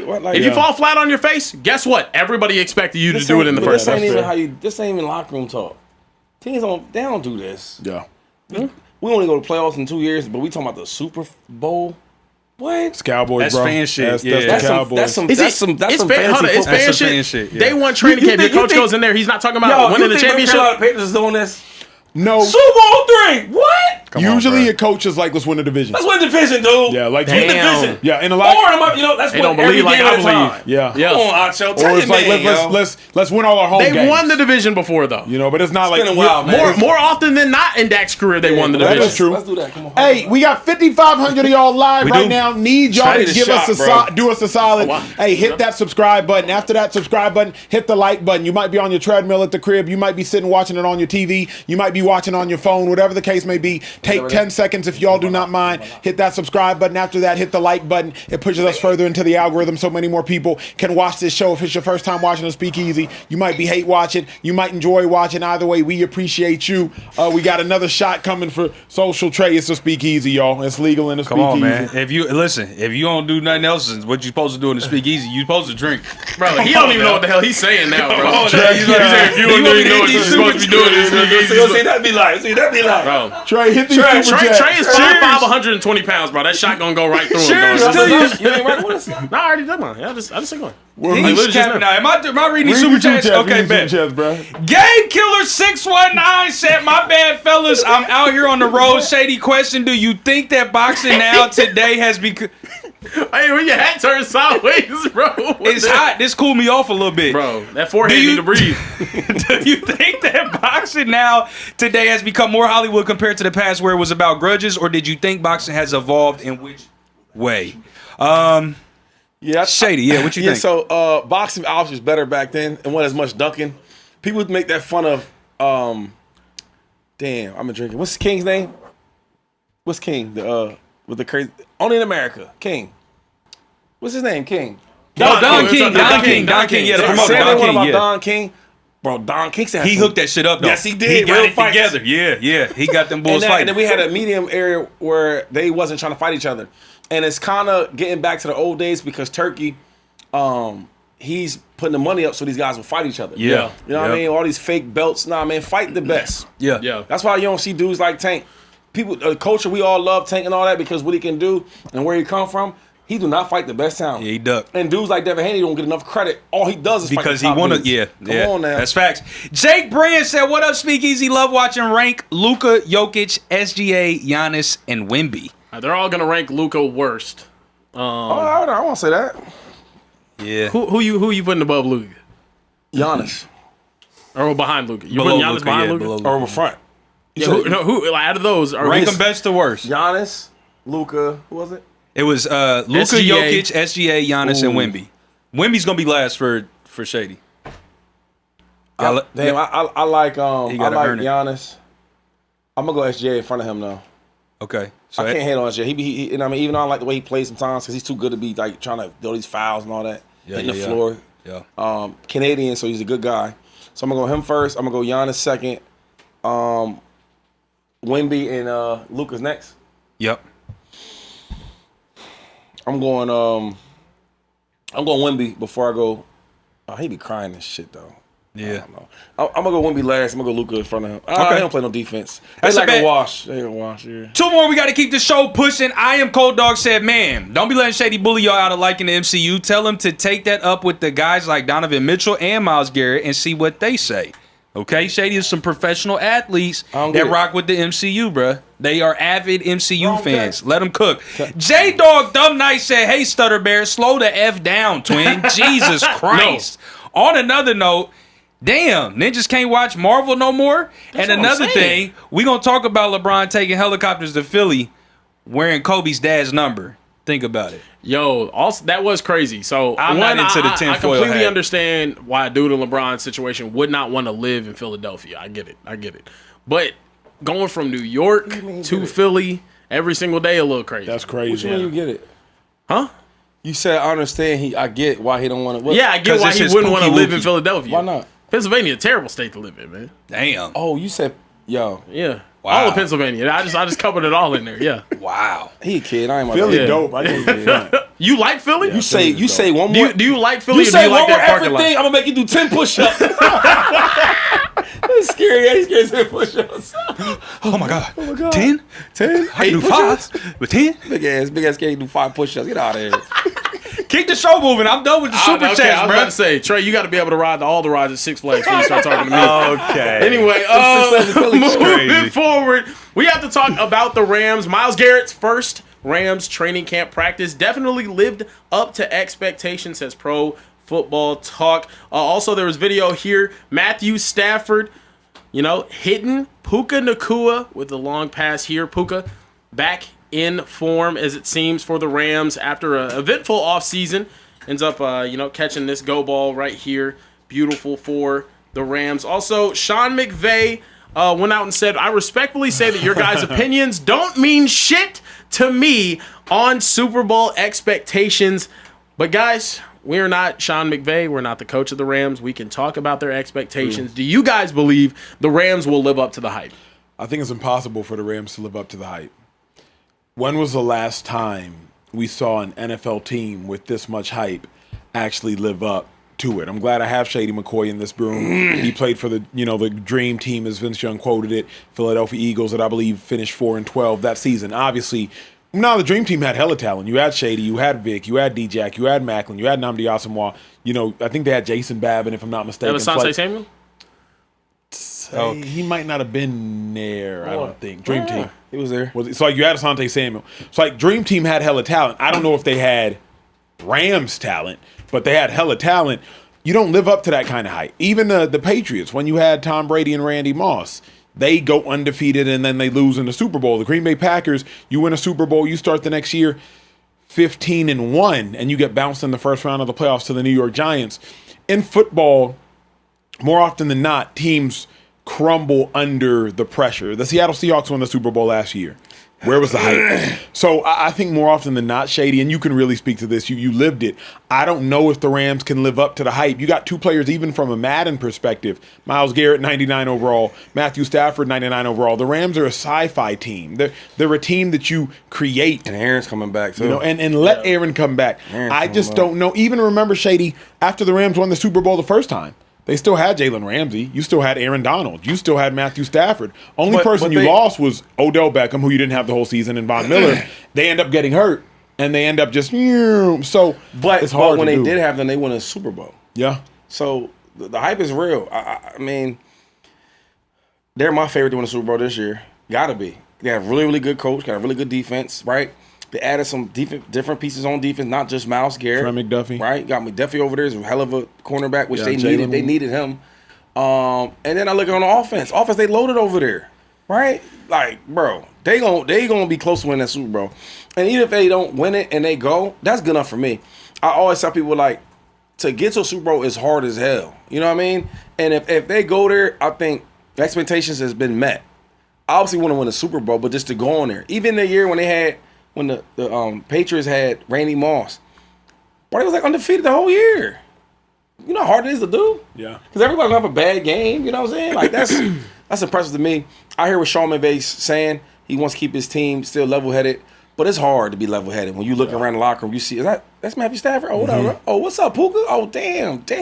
Wait, Adams is here too? Oh my God. Then on defense, you got so many players, and then your coaches like that. Yeah. Sometimes you have talent and your coaches ain't like that. When I was in Philadelphia, the dream team, our defense wasn't like that. I'm just going to say they weren't like that. A whole bunch of bullshit. and Juan was our offensive line coach, who's my guy for 17 years with the Eagles. He went to defense. That was wild, and that's what happened. You know what I mean? Hey, Shady, break down, though, because you can legitimately speak to this. You were on the 2011 Dream Team Philadelphia Eagles, had a whole squad. Does the pressure get to you? Did it mess with your psyche? Was it in the locker room all training camp? Like, why did that team inevitably crumble under the pressure of being the quote-unquote Dream Team? Yeah, I just think, man, we had all the talent in the wrong places. Like, we had like young linebackers. We couldn't really stop the run. We played that 9 technique stuff, so all wide 9s, and so they ran the ball on us. You know, on offense, we moved the ball up and down the field, but we turned the ball over. You know, Vic turned the ball over a little bit. A lot of players on that team turned the ball over. You know what I mean? So those are the issues, I think. But you look at the Rams; they don't turn the ball over. They stop the run. Everything because I don't care how many talented players you have on the team. It always comes down to the basic fundamentals. Stuff you learn when you're 8 years old. You know what I'm saying? That stuff that y'all ain't gonna know about. No, we didn't learn that. You know what I mean? But we weren't 8 and playing football. Yeah, never. You know what I'm saying? But simple stuff, tackling, rapping, not having penalties, all them type of things we didn't do. We were just talented. Yeah. Is it also because because the Rams are so veteran, do you think they'll be immune to crumbling under the pressure? You were a young bull. Yeah, Jack true. was a young bull. Macklin was a young That's bull. true. So like the whole dream our team defense thing. is young. You know what I mean? Whereas like and another thing is our stars wasn't like that. Like Nnamdi came in with all that hype. Nnamdi was not like that. Yeah. You know what I mean? My first day watching Nnamdi, I'm like, oh shit. I remember him because when I was a 20-year-old freshman or rookie, the game plan was Deshaun Jackson was off the ball the whole game motioning. And I was like, why be he doing that with DJ? And it was to keep him pressed off of Nnamdi when he's with Oakland. Well, fast forward, when his ass come to Philadelphia, his first one-on-one was against his tight end, Brent Selleck. He ran a sluggo and whooped his ass. I'm like, whoa, this is the Nnamdi dude? So then when we start watching it, we had to move him to safety. He couldn't play. So our main guy that we paid his money to, he was our Myles Garrett. He wasn't that good. And then if our star guy ain't that good, then the confidence goes out the window. That's a good point. You get what I'm saying? Really On offense, we was loaded though. But I mean, the line wasn't as good as a lot of other lines. It was decent. But we turned the ball over with picks, with fumbles. You can't win like that. You know? Did y'all turn the ball over though because of the pressure, or was it just like, nah, we just weren't like that, bro? I just think that we were just so good. Like sometimes you be on teams like that. Like we would fumble, we would have all these turnovers and then lose the game by 3. Yeah. The one game we watched, Vic threw the ball 59 times. Yep. Bro, he had like 4 picks, and guess what? We still won that game. We We just talented, you know what I mean? But other teams, you can't win like that. You can't have 4 picks in the game and win. Yeah. She just trailed. Yeah. I think You know what I'm saying? the interesting thing about this facts. I think the interesting thing about this Rams team is yes, they are in a situation where they look far more talented than any other team in the league. They look like the surefire, sure-gone conclusion to win all of it. And vets. And I think I would be hesitant with that because of teams like the Eagles' dream team. But the last time we were saying this about a team and how talented they were and how they were a surefire team to win the championship given all the pieces that they got together was when the Rams didn't. No, it was when the Rams did it in 2020. Sure, you could say with Saquon, but even then, it's when the Rams did it in 2021. Oh, yeah, sure. When they had Von Miller and Aaron Donald and Odell Beckham Jr. with Cooper Kupp and Jalen Ramsey all on the same team, we were like, oh my gosh, this team is loaded. This team looks incredibly stacked. And they went and did exactly what we thought they could do that season. And that's another thing that Sean McVay's been there. He's done that. He was a couple of plays away from going to a Super Bowl this season. And I think it's going to be a situation where he just has to steer the ship not off course. They have to have injuries not completely tank their season, and I think they're a surefire conclusion to win the championship. But you know what else again. is crazy, though? They need to get that first-round pick quarterback. They need to get him right. Because the thing that will mess y'all up is, say Matthew Stafford tweaks an ankle and has to miss 3 or 4 games. Can Ty Simpson come in and go 3-1? Can he go 2-2? Or will he go 0-4, and before you know it, the Rams are finishing 9-7 and fighting for their playoff. If he goes 0-4, then there's bigger issues in the season. Yeah, because if he goes in there and stinks, then it's we don't have a quarterback at all. We got to remember 4 of the Rams games are against the Seahawks and the Niners. Yeah. So just like off GP, you got to see the Seahawks, you got to see the Niners. Yeah. The Rams were the 2 seed last year, so they're facing all 2 seeds, if I'm not mistaken. Yep. So you're probably playing the Cowboys. Like, it's not like you just have whole division this year, a cupcake schedule. Pull the schedule up for you right now. I'll show you real quick what they play. So they start off the season against San Francisco in Melbourne, Australia. They play the Giants. They play Denver. They play Philly. They play Buffalo. So those are the first 5 weeks of the season. And the Rams could easily be through 5. You could be 2-3. And that's not even like you could be 1-4. That's not even a crazy thought. Like Niners, not with this team, though. 2-3. Not with this team. 2-3. I'm saying you got the Bills, you got the Eagles, the Broncos, the Niners. You could lose 3 of those 4 games. Bills look at week 5. That's the 5th game. Yeah. That's what I said. They play Denver, Philadelphia, and Buffalo back to back to back. Niners in Australia to me is a toss-up. Any game in Australia with 2 talented teams, that could go. I don't know who's going to win it. That could go either way. You're going to beat the Giants. At Denver, to me, that is to a large degree a toss-up early on in the season at Denver. The Eagles haven't lost to the Rams in like Lord knows how long. They done beat them in LA. They done beat them in Philly. They done beat them. They just beat them. Then the Bills, you got Josh Allen. That game could always be a toss-up. Yeah. So that's why I'm like, you could easily be 2-3. You're not going to be 5-0. Let's just establish that. You're not going to be 5-0. But if they are. Oh my God! I got them winning. Because after week 5, I don't think they're saying that they can't be 5-0. If Myles Garrett go out there and get busy, just the Eagles. They're gonna lose 1 game, man. All season of the first 5? Of the first 5. Okay. Man, I don't know. I don't know how that's possible. Or even Shady. You know what? Yeah, I just don't know how that's. I mean, the Broncos are at the worst. At their first 6 games, at the worst, I see them 4-2. That's a great record. Yeah, fair. Yeah, that's great. Fair. 4, but could easily easily 3-3. Yeah, easily. I don't think so. I mean, the reason I say easily is Broncos are a really good team. Eagles are a really good team. Bills are a really good team. Let's do it like this then. That's what you gotta do. Sometimes you gotta do things you don't want to do. You gotta take one. Niners or San Francisco. Yeah, he's drunk. No. He's drunk. Oh, I said Niners. Oh shit. Yeah, cut him off. Y'all talking about me? Y'all catch it. Y'all sitting there. I was like,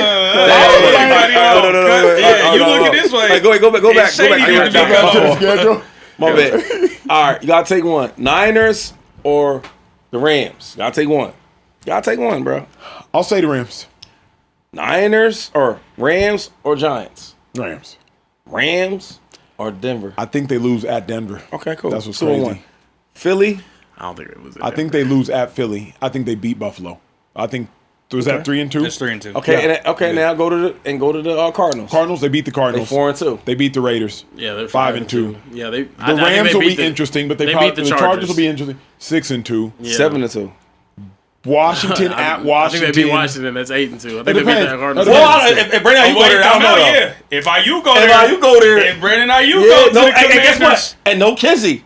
no Kizzy. No Kizzy. He told y'all no Kizzy. y'all No that. Kizzy, man. Kieran, where we at with the next topic, G? Look, we got to keep the show pushing. It's time we talk about some quarterbacks. Look, Fox Sports put out their quarterbacks on the hot seat list. They put Bryce Young, C.J. Stroud, Baker Mayfield, Shador Sanders, and Deshaun Watson, Kyler Murray, and Jalen Hurts as their quarterbacks on the hot seat. Which quarterback do you guys think has the hottest seat heading into this season? And also, Shador being on this list seems a little insane. I'm not going to lie. Well, you know what's interesting? Quarterbacks on the hottest seat, Kyler Murray, Deshaun Watson, Shador Sanders. Those are the three quarterbacks where if they play significant football this year and they struggle in the significant football they play, they will not start again. Those are the three. Jalen Hurts could play a lot this year, struggle, he's starting again. Baker could play a lot this year, struggle, he's starting again. Yeah. Stroud could play a lot this year, struggle, he's starting again. Bryce could play a lot this year, struggle. The Panthers are still going to have him on the roster next year. But Deshaun cannot afford to play a lot, struggle, he'll never start again. Shador cannot afford to play a lot. If Shador plays 2 games, great. But if Shador plays like 14 games and struggles, he'll never start again. And if Kyler Murray plays 17 games and goes 3-14 or something wild, he'll never start again. So to me, your seat being hot is predicated upon, is your career contingent upon this season? And those three individuals, in my mind, their career is contingent. If Shador plays a lot this year and balls, what?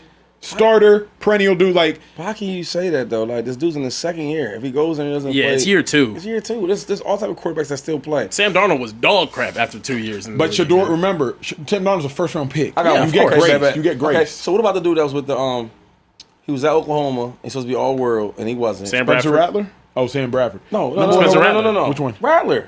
Yeah, Spencer Rattler. He got benched for a second-round pick But he played a lot though. by force. Man, come He on, did. man. He played by force. All right, bro. He Shit, played, Desmond bro. Ridder played a lot. Like on, you're man. too He young played. to not. He I think he's too young for it to be like he's but never going to start again if he struggles. No, you're never going to. Not that he'll never start a game again. You will never be a starter again. To me, there's a difference. I don't know if that's true. Like I don't Spencer either, Rattler's not going to be a starter again. He might start again, of course. Desmond Ritter's not going to be a start. Yeah, like go into a season. I don't this never is my know. team. I think. Well, hold on now, because I'm cool, with my man, but I got to do my job. Bryce Young, if he struggles, you think he's gonna be a starter For the only for the Panthers. I don't know about that. I think they'll draft quarterback by then. I don't know. They will. I agree. They'll draft a quarterback, but he'll go into next season as a Stroud, starter. another one. Like we were so high on him, and it's flipped. I seen D'Amico Ryans in the airport. We was talking about all type of stuff, man. We talking about this old times in Philadelphia. Talked about shoes. We talking about everything for a good like 15 minutes. You know what I mean? And then we started talking about the defense, how great they was. And when we got to C.J. Stroud, he cut the shit off real quick. And I know what that means. Yeah, he don't want to talk about that. Yeah, that's you know what I'm saying? So I think CJ's in a unique situation too. Baker Mayfield, I think we see enough and we know what he is. Yeah, but Baker's gonna start for another 5 years. He's just Whoa. not in there, but like Geno Smith. Like Baker's gonna. There's always gonna be a home. There's always gonna be a home. Kyler, I mean, I don't even think Kyler starts this year. I think Kyler is the answer here. Kyler and Deshaun Watson are the two answers here. Deshaun, it's time for him to go, man. If Deshaun Watson isn't it through 3 weeks, 4 weeks of the season, we're never going to see him be the starter of an NFL team again. I'm one of that camp With too. Kyler Murray, if he struggles this year in a situation that's actually made for him to shine, new look, still a good offensive-minded coach, and the best receiver in the league, arguably.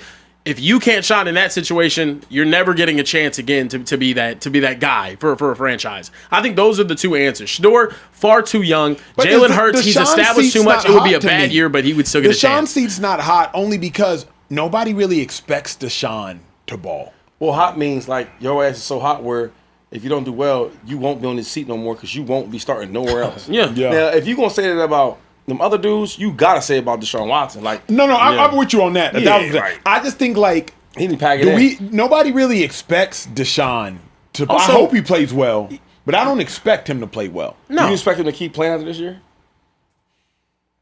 How can you? Like, I hope he plays well, but that's just because I like Deshaun because I know him personally. But from a football perspective, how can you go? There is a key omission here. And I'm wondering if because of the situation, it's not the same. Tua Tagovailoa.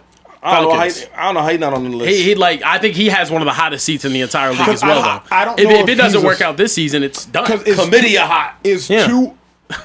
Wait, what? Don't you burn him with the committee? But What did he just? What he said? Chlamydia? he said chlamydia hot. Which one you burn? What? I thought Why he did said you- committee of hot. No, He said chlamydia hot. Yeah, you know which one burns? It was worse. What? It was Which one worse. burns? Shady, we have new Oh, audience. gonorrhea. Which one burns the most? Can we cut him off, bartender?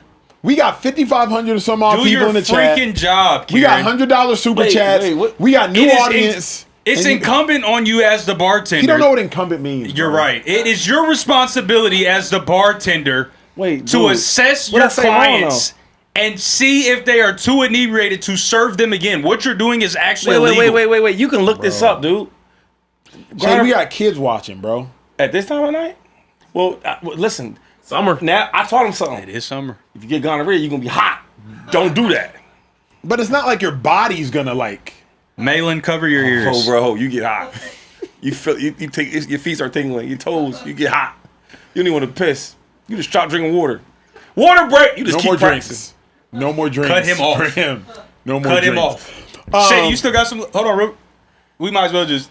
Oh, I'm done, big dog. Damn. Oh, wait. Can he go? Can he go first, please? Come on, here to go. Come on. But, What I gotta you go? take those shots and we gotta finish the conversation. All right, yeah, finish the You were mentioning a name and I don't think you got. He's Oh, alcoholic. No, yeah, Tua. Yeah, But I Tua- wanted to talk about Tua. Tua to me though. Look at his isn't- lightweight ass over there choking. Tua to me though ain't a. Tua's not a star. He's not a starter though. Like Tua's not. He's not.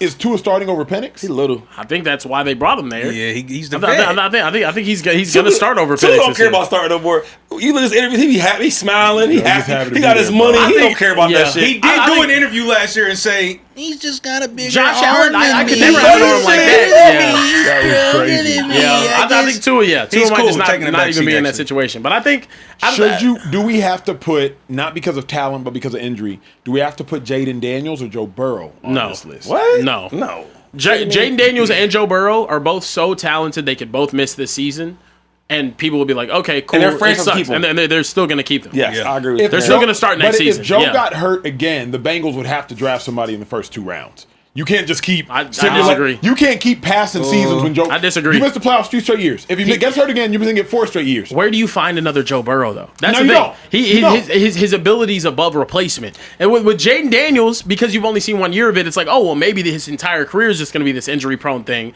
Sure, I can maybe hear you there. No, with Joe Burrow, I'm saying no. you have to go draft your Dak Prescott. You draft a quarterback in the 4th round. You can get a guy in the 4th or 5th. Yeah, sure. you go get a guy in. To me, I'm going 3rd or 4th. You need a guy who's capable of playing. And he's not going to be Joe Burrow though. No, hell That's- no. and you're not gonna find the Jaden Daniels Nobody's going to be Joe Burrow. Yeah, not at all. But you can't afford to keep simulating seasons without Joe Burrow. That to me is a problem. Bro, Shady, are you what's going on with Shady? He's man? fighting. What? Shady in hell, bro. Kieran, is Shady said- Jalen Hurts on the hot seat in your mind? Jalen Hurts. Nah, yeah, I don't think Jalen Hurts is on the hot seat yet. Not yet. He don't got I think this will be the first year, if he does go out there and struggle, where people have to look themselves in the mirror and be like, oh, what is Jalen Hurts really? If he struggles. If he doesn't struggle, then sure. But I think it will lead to a hot seat season next year. We're struggling though. Like, If he does what he did last year Jalen again, Hurts it's goes out there and has 2,900 yards or Yuck. or 3,100. What's he average? Like 3,200. 33, 3,200. He has 3,200 yards passing. He has another 500 rushing. 600 yards rushing. A couple push touchdowns and a couple throwing for what 20. Yeah, 20 to 25. That's what he usually 25 does. was he know? He ain't touching 30. That's what he does. If If he does them numbers like that, you know where the Eagles would be at in an NFC Championship game. See, So my thing I is, don't know that. he's not a. That's what we do. That's what he does. No, I know, but I just don't know if the gap between you guys and the other teams, And the- talent-wise, there's- around the no, roster no, is the not, talent is about not what the it Rams. was. It's still there, bro. That's one team. No, the talent is still That's there. How many teams you name that's more talented than Eagles? Only a couple, dude. Only a couple. Yeah. And add in the coaching, and then add in the freaking GM and the head coach.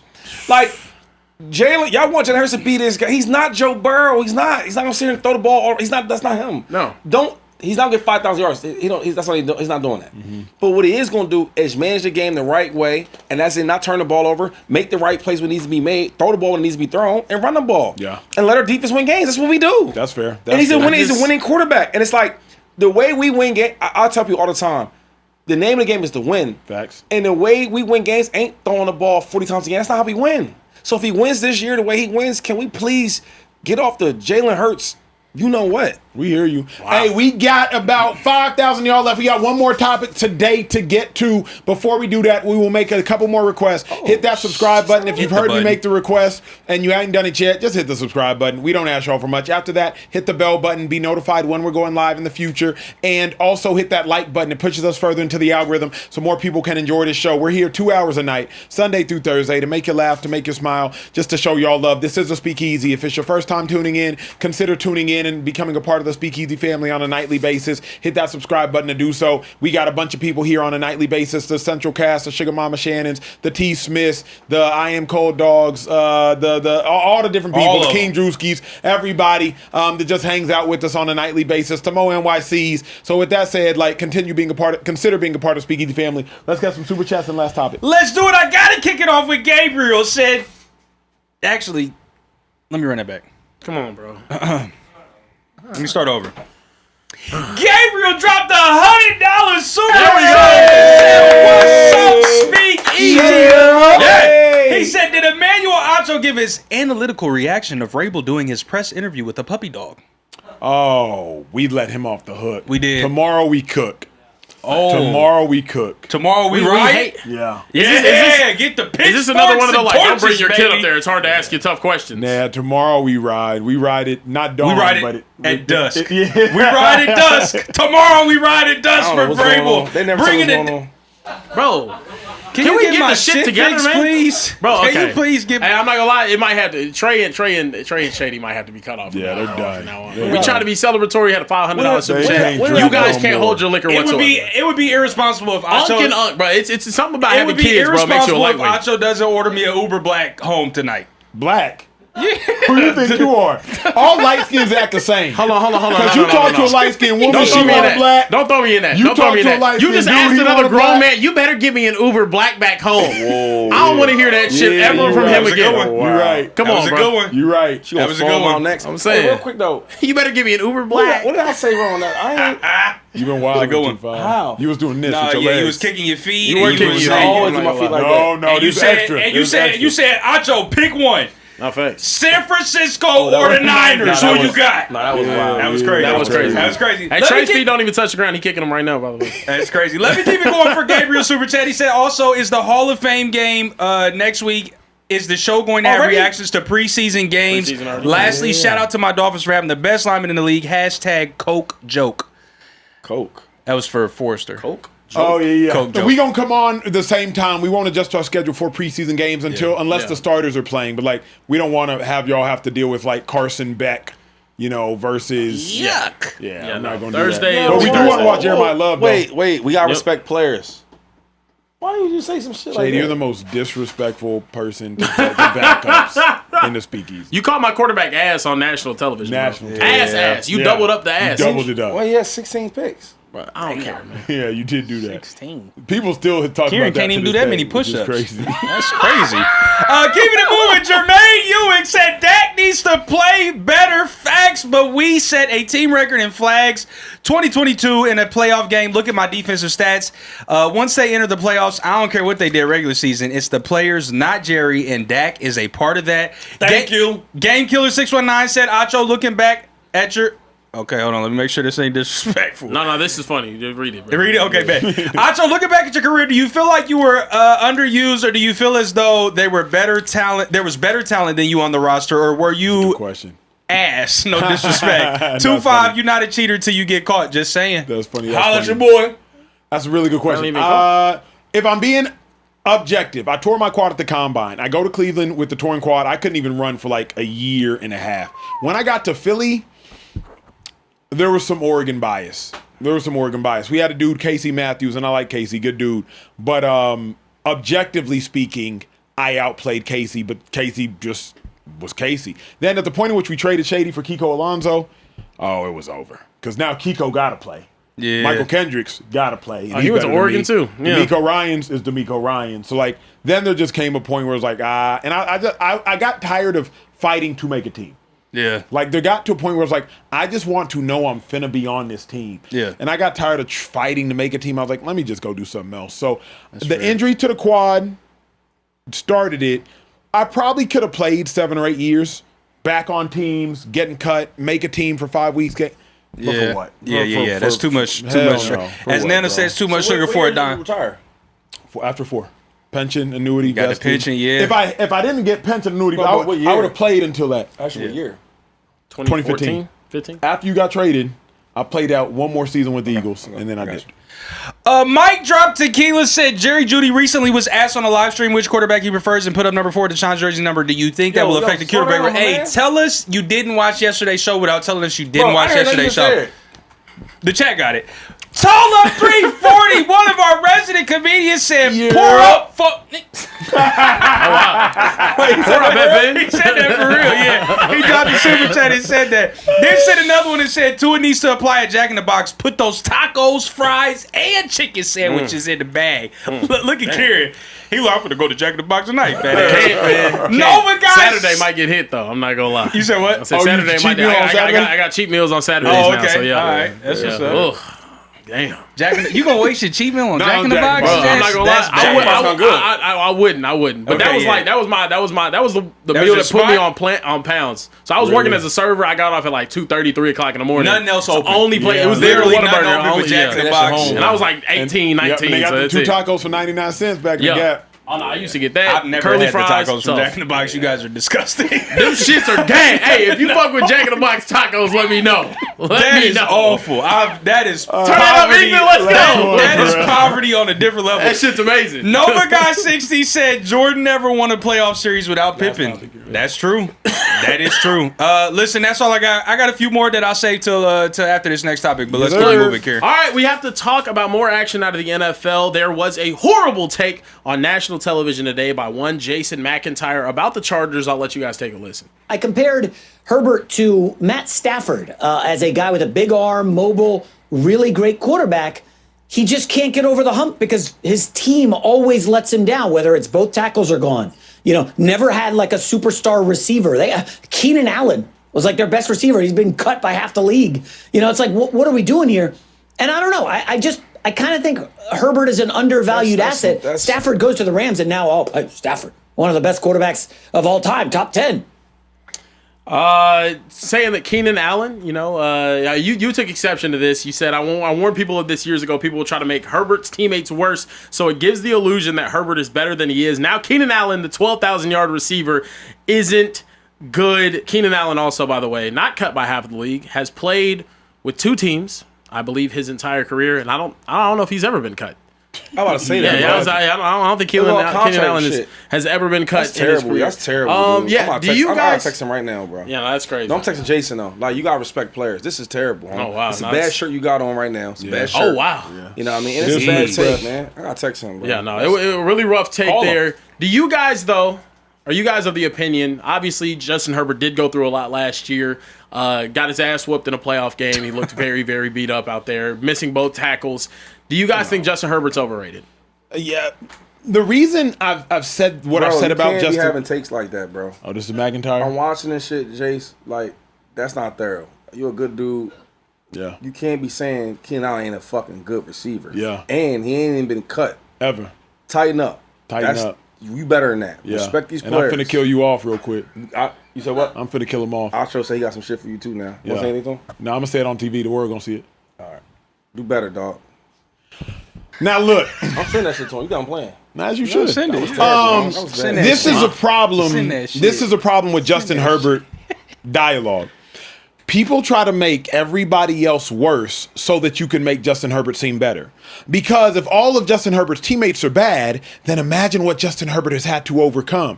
Bro, Keenan Allen averaged over 1,000 yards with Justin Herbert prior to the last season with Justin Herbert. Keenan Allen is a 12,000-yard receiver in his career.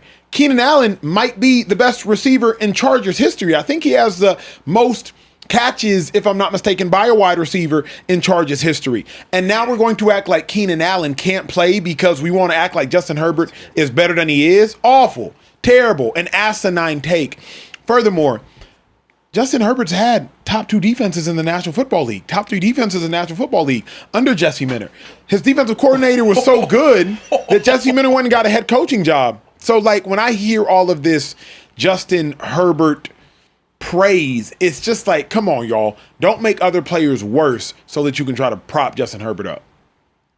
Shady? No, I'm still hurt, man. So now he's comparing him to Stafford? Trying to. I'm hurt, bro. I'm hurt. Not hurt by the shots, I'm hurt by the take. If you can talk good about Herbert without dissing everybody else. Yeah. You know what I mean? It's nothing wrong with saying, yo, especially dissing probably one of the best players in franchise history. Yeah, but I would say, bro, he's one of the best young players, the league has seen, number-wise. I mean, he has to get over the hump. Leave it at that. That's just crazy, man. I'm hurt, man. And the other thing is, like, I'm hurt, man. When Stafford was in Detroit, the first thing is Stafford didn't have elite defenses when he was in Detroit, number one. Number two, Stafford didn't have, like, a plethora of weapons here and there. And no running backs. You know what I mean? All. He's like Amir Abdullah and Javed Best. And I will say this. Herbert is really, really good. Well, there's times where he chokes. Mm-hmm. Like, he'll throw you some picks. And I like him, though. So sometimes I try to look past it, but I can't. Yeah. And I think he's good, but there's sometimes where he sells the game. Games are in your hands. Fourth quarter, you don't deliver. Correct. You know what I'm saying? Fourth quarter, you throw a pick. Correct. I can't get over that. I want to chime in here. I think Justin Herbert's situation is interesting to me, right? Because he's now grown this reputation or this nickname as If Man. If Justin Herbert had a number 1 wide receiver, if Justin Herbert had both of his starting tackles, if he could do that, yes, I did sneeze. Yes, I did.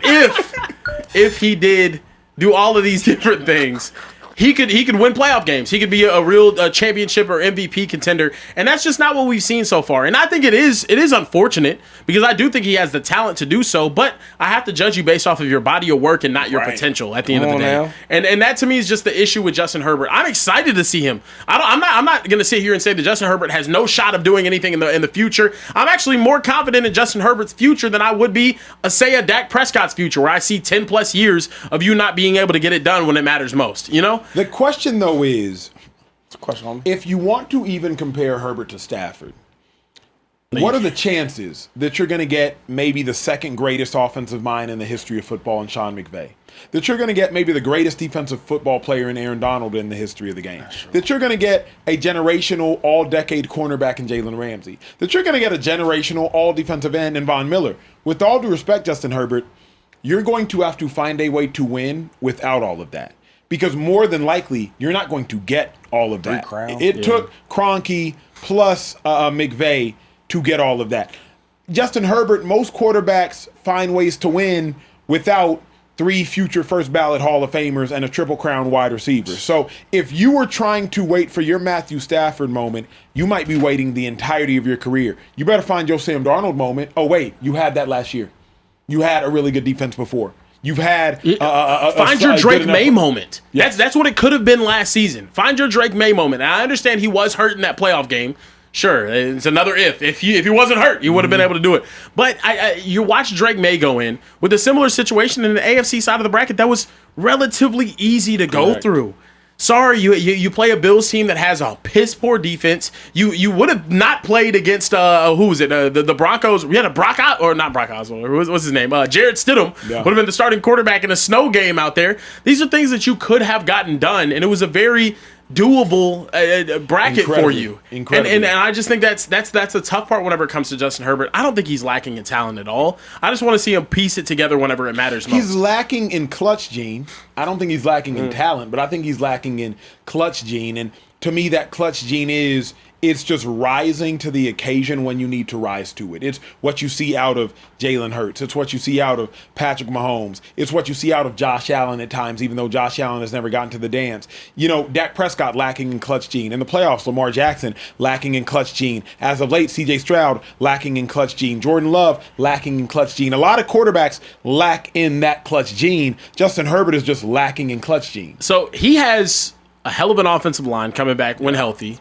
He has a young running back that showed some signs towards the later half of the year. He has a good, solid defense on the other side, and got receivers that they like now. Yeah, and Johnson's that's taking the step, and Ladd is taking the step. Yeah, and do you think with the situation that he has surrounding him, is it possibly a hot seat situation if he can't get it done, say this year, and they do stay healthy, and it looks because of how much talent he has physically? No. What will change for Justin Herbert isn't the reality; it's the psychology. What I mean by that is the reality is he's going to be the Chargers quarterback for the next 10 years. So he's until he's done. The psychology is we might slot him where we slotted Phillip Rivers. Hey, you were good, but you weren't Ben Roethlisberger. You weren't Peyton Manning. You weren't Tom Brady. We have Joe Burrow. We have Josh Allen. We have Patrick Mahomes. So you might just be Phillip. When I say that, I mean more so if he continues to have the playoff performances that he's had so far. He's been abysmal in the playoffs, like horrible in the playoffs. If he goes out there this season and has another year like that, how do you feel confident about him moving forward that he can show up in the playoffs? I think it's a couple things. I think he's still likable. I think he benefits from stereotypical quarterback privilege, right? Whatever that looks like. But to me, he's 6'5", strong arm, huge arm. You know what I mean? So dating Madison Beer. You're just going to assume it's everybody else's fault, bro. Think about it. Right now, Justin Herbert is still consensus a top 7 quarterback in football. Baffling to me. Like, consensus. You ask some of the best analysts on television, Justin Herbert's a top 7 quarterback. Some would have him as top 5. You know, if you're saying Matthew Stafford's aged out. And I'm sitting here like, do y'all not factor in winning moments in the playoffs? So even if Justin Herbert struggles, what they're going to say is young running game. They're going to say he doesn't have a true number 1 wide receiver. They're going to say too much coaching turnover. Just got Mike McDaniel. They're going to say he's had 4 offensive coordinators in 6 years. Like, they're just going to find excuses because if you search hard enough for anything in life, you will find that excuse. I do think that Mike Daniels, he'll do a good job with him. He simplifies the game down for a lot of players. I look how bad Tua was, and then Mike came over there and helped him out. Yep. So, you know, I think he'll help. I think he'll do well. It will be interesting. Hey, this is the closing of the show. But before we get out of here, it's going to be one last ask. If y'all just tapped in for maybe the last 5 or 10 minutes of the show, hit the rewatch it after you're done. But hit that subscribe button, hit the bell button. That's all we asked y'all during the course of the show. It just helps us to grow so we can continue to put money in our pockets so that we can fund this show. And by put money in our pockets, I mean put money in their pockets. Trey, can we get to the final super chat, sir? Let's do it. I'm just saying, said Faded McCoy and social intoxication got me dying, laughing. Carebear, put down the weights and focus on your rotator cuffs, bro. Question, what? 1v1 in their prime, AI or Kyrie? Well, because you only lifted 30 pounds on the dumbbell. Bro, you can't lift 30. Hold on, Acho, you did shoulder press today. What did you say to me? 55s was tough. Come on, bro. What does that have to do? I can do 55. I can do 60s without even working out. Come on, bro. I can do 30s. Karen sent 30 in a group chat like that was a flex. Because it was easy. It was a warm-up for me. Oh, okay, yeah. You said it. Kyrie 2.5. Yeah. AI. Okay, hate that Kyrie. I got Kyrie in that matchup. Shout out to the people in the back. Shout out to everybody in the back, not named producer Rome. Peter Tollin said, what's good, first time super chatter, usually watch in the mornings at work, but I wanted to ask, what do you guys think AJ Brown is going to... Do you guys think AJ Brown is going to be a diva? Bro. Come on. You have a college education. Yeah, do you think he's going to be... Do you think he's going to be a diva with the Pats too? Hashtag Hell no. AJ Brown just wanted his offense to run proficiently and get the ball. AJ Brown's not going to go to the Pats and get 2 targets a game. Number 1, Josh McDaniel sure as hell ain't going to let that happen. And number 2, Drake May going to throw that thing on time from the pocket more often than not. So, no. Fair enough. Miggy said, what up, Speakeasy fan? Vita should come to the Rams. We got $70 million in cap space. JK, but don't rule us out. Anyways, would Debo be a good fit for the Rams? We do need a wide receiver 3. That. Wait, what was that team? The Rams. Oh, $70 million. The cap space he's in. The Rams? Yeah. Aaron's I like. No, Aaron's getting 30 of that. Fair. Debo to the Rams, I love. Why you love that? Because there he's a true 3. Like, he's a true 3. He's not going to be any arguing about it. And the Rams are interesting. But based on how the Rams run their depth chart, even as a 3, he won't have to play teams. The Rams, your backups, y'all backups. Yeah. Go right out here. Rams don't play around with that nonsense. Would that be the biggest flop of all time if the Rams lose that Super Bowl with that roster? Aaron Donald comes back and Debo is their wide receiver 3? Would that be the biggest sell in NFL history? Bro, because here's the other thing. McVay is more gadgety than Shanahan. McVay will use Debo. McVay loves motion dudes. Yeah. Robert Woods, Cooper Kupp. Oh, yeah. That the only thing crazy. Is, I can't see him not going to the bowl unless, or NFC Championship game, because anything can happen. But unless it's injuries. Yeah. They go on, bro. Yeah, they're so good. That team is good, man. That's fair. Keeping it moving. JoJo said, watch the Rams get him, but I do hope Vea gets his money and finds the right situation for him.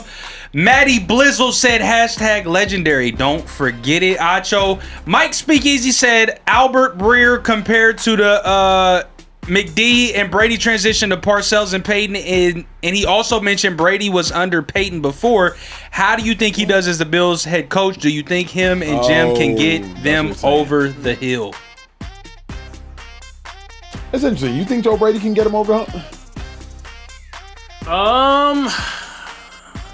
I think that offense is going to be crazy. I think Josh is going to have another MVP type season. But defensively, that's my thing. I don't because know. Joe Brady was already calling the offense and exclusively calling the offense, I don't know. No, I don't see it. I love Joe Brady, though. Yeah, that's fair. Yeah. Central Cast. What up, Weird Cuz? Weird Cousin been on a heater. He got some smoke for that big fella over there. For me? For you. There's only one big fella in here. Here we go. So going back to his earlier super chat where he's talking about his ex, he said, I'm a player. Yeah. Right. Me too. I got the one I cheated on. I got her back. Oh, me too. But my real ex, I left her ass in the dirt for the girl that I got right now. But I do miss her. She's got qualities. But Carebear, you wouldn't know shit about that with your simping ass. I wouldn't know about qualities. You wouldn't know shit about that. I wouldn't know. No, you wouldn't know about. You wouldn't know quality. I wouldn't know about qualities. No, not quality. I wouldn't know about. He said you wouldn't know nothing about getting the ex that you cheated on back. You wouldn't know nothing about that. Yeah, I wouldn't know about that. Yeah, I wouldn't. Calling his friend, hey, say it again. You wouldn't have cheated on her. Yeah. Facts, because he's a simp. Because I'm a simp. You're a simp. You cheated on your wife? Okay, wife is crazy. Like, those are his levels to this shit, bro. He's a cop, bro. You a police ass. Because you a simp. You a simp. That's why. Don't take care of your newborn. Tom Shot has said, even though the Cowboys got the popularity as America's team, from a strictly football perspective, which NFC East franchise would you consider the true cornerstone of the division? Bro? #Carebear Eats. We do that. Can we be honest, bro? We're the main event, bro. It's the Cowboys. It's the Dallas Cowboys. The NFL wouldn't be the same without the Cowboys. Cowboys are the main event. We're the main event, bro. Shady. See that? I mean, what's that get you? Like, okay, cool. Main event back. We are. All right. I okay, 5. Do they have Super Bowls in the last 30 years? 3, not 4. Do they have NFC titles in the 5? Anyway, keeping it moving, we gotta round the show out with one of my favorite super chatters of all time. She's been missing for a while. Okay. Is she found her? That's why my DM line. Sugar Mama? Oh but God, she's back. Oh yeah. Sugar Mama Shannon. What up, Sugar Mama? Shannon in the building. Sugar Mama? And she said, what's poppin', hot boys? I need a page report, Sugar Mama. Come on now. I love you guys. What are y'all thoughts on Philly hiring Al? Or AI. They ain't hiring y'all. Yeah, I don't think they hired. Did she mean someone Al? Or did she mean AI? AI put out a tweet about LeBron Al going. is with LeBron. Yeah, that's cool. But nah, he not going back to work. Hell no. Practice? Absolutely. We talking about practice? That was conversation in the city though. It was like, yo, why won't they? Because I just talked about it. Like, why y'all not gonna hire me to run some of the operations? It's me. I'm Iverson. Yeah. And while we on the topic, I just want to know, why would y'all take Kyrie Irving over Iverson in one-on-one? I wouldn't. I would. I would not. Oh, I thought you said. No, I didn't say. I didn't say. No, the say super chatter nothing, said I I hate that I take Kyrie. Maybe because Kyrie's size. Kyrie not bigger than Iverson? Is he not? He is. No, He is. He's a little bit. He's tall. he's not. Man. Yeah, he is. AI is little. He's like is 5'11". He's like my height. Bro. AI's more athletic. I ain't gonna argue with y'all about it. AI is I did an athletic. interview with Kyrie Irving.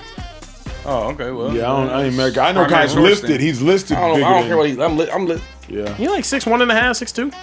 He ain't 6'2". What are you talking about? He's listed as it, but I don't know. I ain't met him, so I can't speak. Yeah. NBA All-Star, yeah. You never been. I have one of the most viral Kyrie clips of all time. Oh, you asked him about. Yeah, no, I didn't ask him a question. I just glazed for a minute. It was You fine. weird, bro. Like, Well, I ain't glazed. get us out the show, bro. We hung out. We took shots. We did I'm athletes right there. Yeah, man. Like he's Said, not. Kyrie, you so tough, bro. He a little taller than me. He a little taller than me. That's crazy. Kieran, get us out the show. Please It get was us out viral the show. because I know before you say some I'm more doing my job. embarrassing shit. Iverson. I'm taking AI over Kyrie. Yeah, I'm taking Kyrie over it. Pound for pound. No, AI you talking is about one of the player best or players just like of all time? Whatever you want. Whatever. Pound for pound, But it's AI not is a one of pound the. for pound conversation, though. No. It's 1-on-1 though. It's Well, one-on-one. it's a pound for How pound you gonna conversation. guard Kyrie is Iverson, though? amazing. How you gonna Kyrie guard is Iverson? 6'7". It's crazy. I don't know if either can guard. AI shook y'all go out of his Jordans and pulled up free throw line midi. And Kyrie, when the greatest ball handler and the when sport of they said- basketball has and when ever they say he seen. was carrying, he said, "Fuck it, I ain't gonna do it no more." Yeah. Yeah, and I'ma Iverson was still so cook good, y'all. bro. He can do all that dribbling. He said he broke it down and said, "Yo, what makes Kyrie so special is he'll break you down and come back and do it again." Yeah. I ain't waste time doing I all don't that. think it is. I'm out. I'm gone. Kieran, get us out. Real, hold on, wait. Last thing. Go ahead. Before we go. Shot. I asked the. We can do one more if you want. I don't care. It ain't nothing to Ask me. the chat. Bro. Because I asked the chat in a poll, Senior cup. who's drunker? LaShawn Shady McCoy Who's drunker is crazy. or Social Trey White? Bro, put his last name in there. 67%. Said LaShawn McCoy is definitely drunker than me in the chat right Absolutely. now. But how, And that's though? facts. Shady is lightweight, though. I'm not He gonna hold you. is super super lightweight. lightweight. Yeah. Super lightweight. Yeah, That's no, all I lightweight got, McCoy, Karen. It's for on real. you, All right, big look, dog. man, we appreciate you guys watching. Hit the thumbs up, hit the subscribe I don't wanna button, leave, though. and hit the bell button to be notified when we go live next, which will be tomorrow night, 11:15 p.m. Eastern, 10:15 p.m. Central, 8:15 p.m. Pacific time. Here in the Speakeasy, we do not respect Mountain sir, Time. no, sir. I'm Kieran Nicky Simple, LaShawn Shady McCoy, Emmanuel Second show of the Acho, week. Social Intoxication, Second show of the week. and everyone in the bike. I forgot him yesterday. Shout out to the guys in the back. gang in the bike, not We'll producer. see you guys next time, right back here in the Speakeasy. Peace. Second show of the week. Okay, bro. What are y'all on?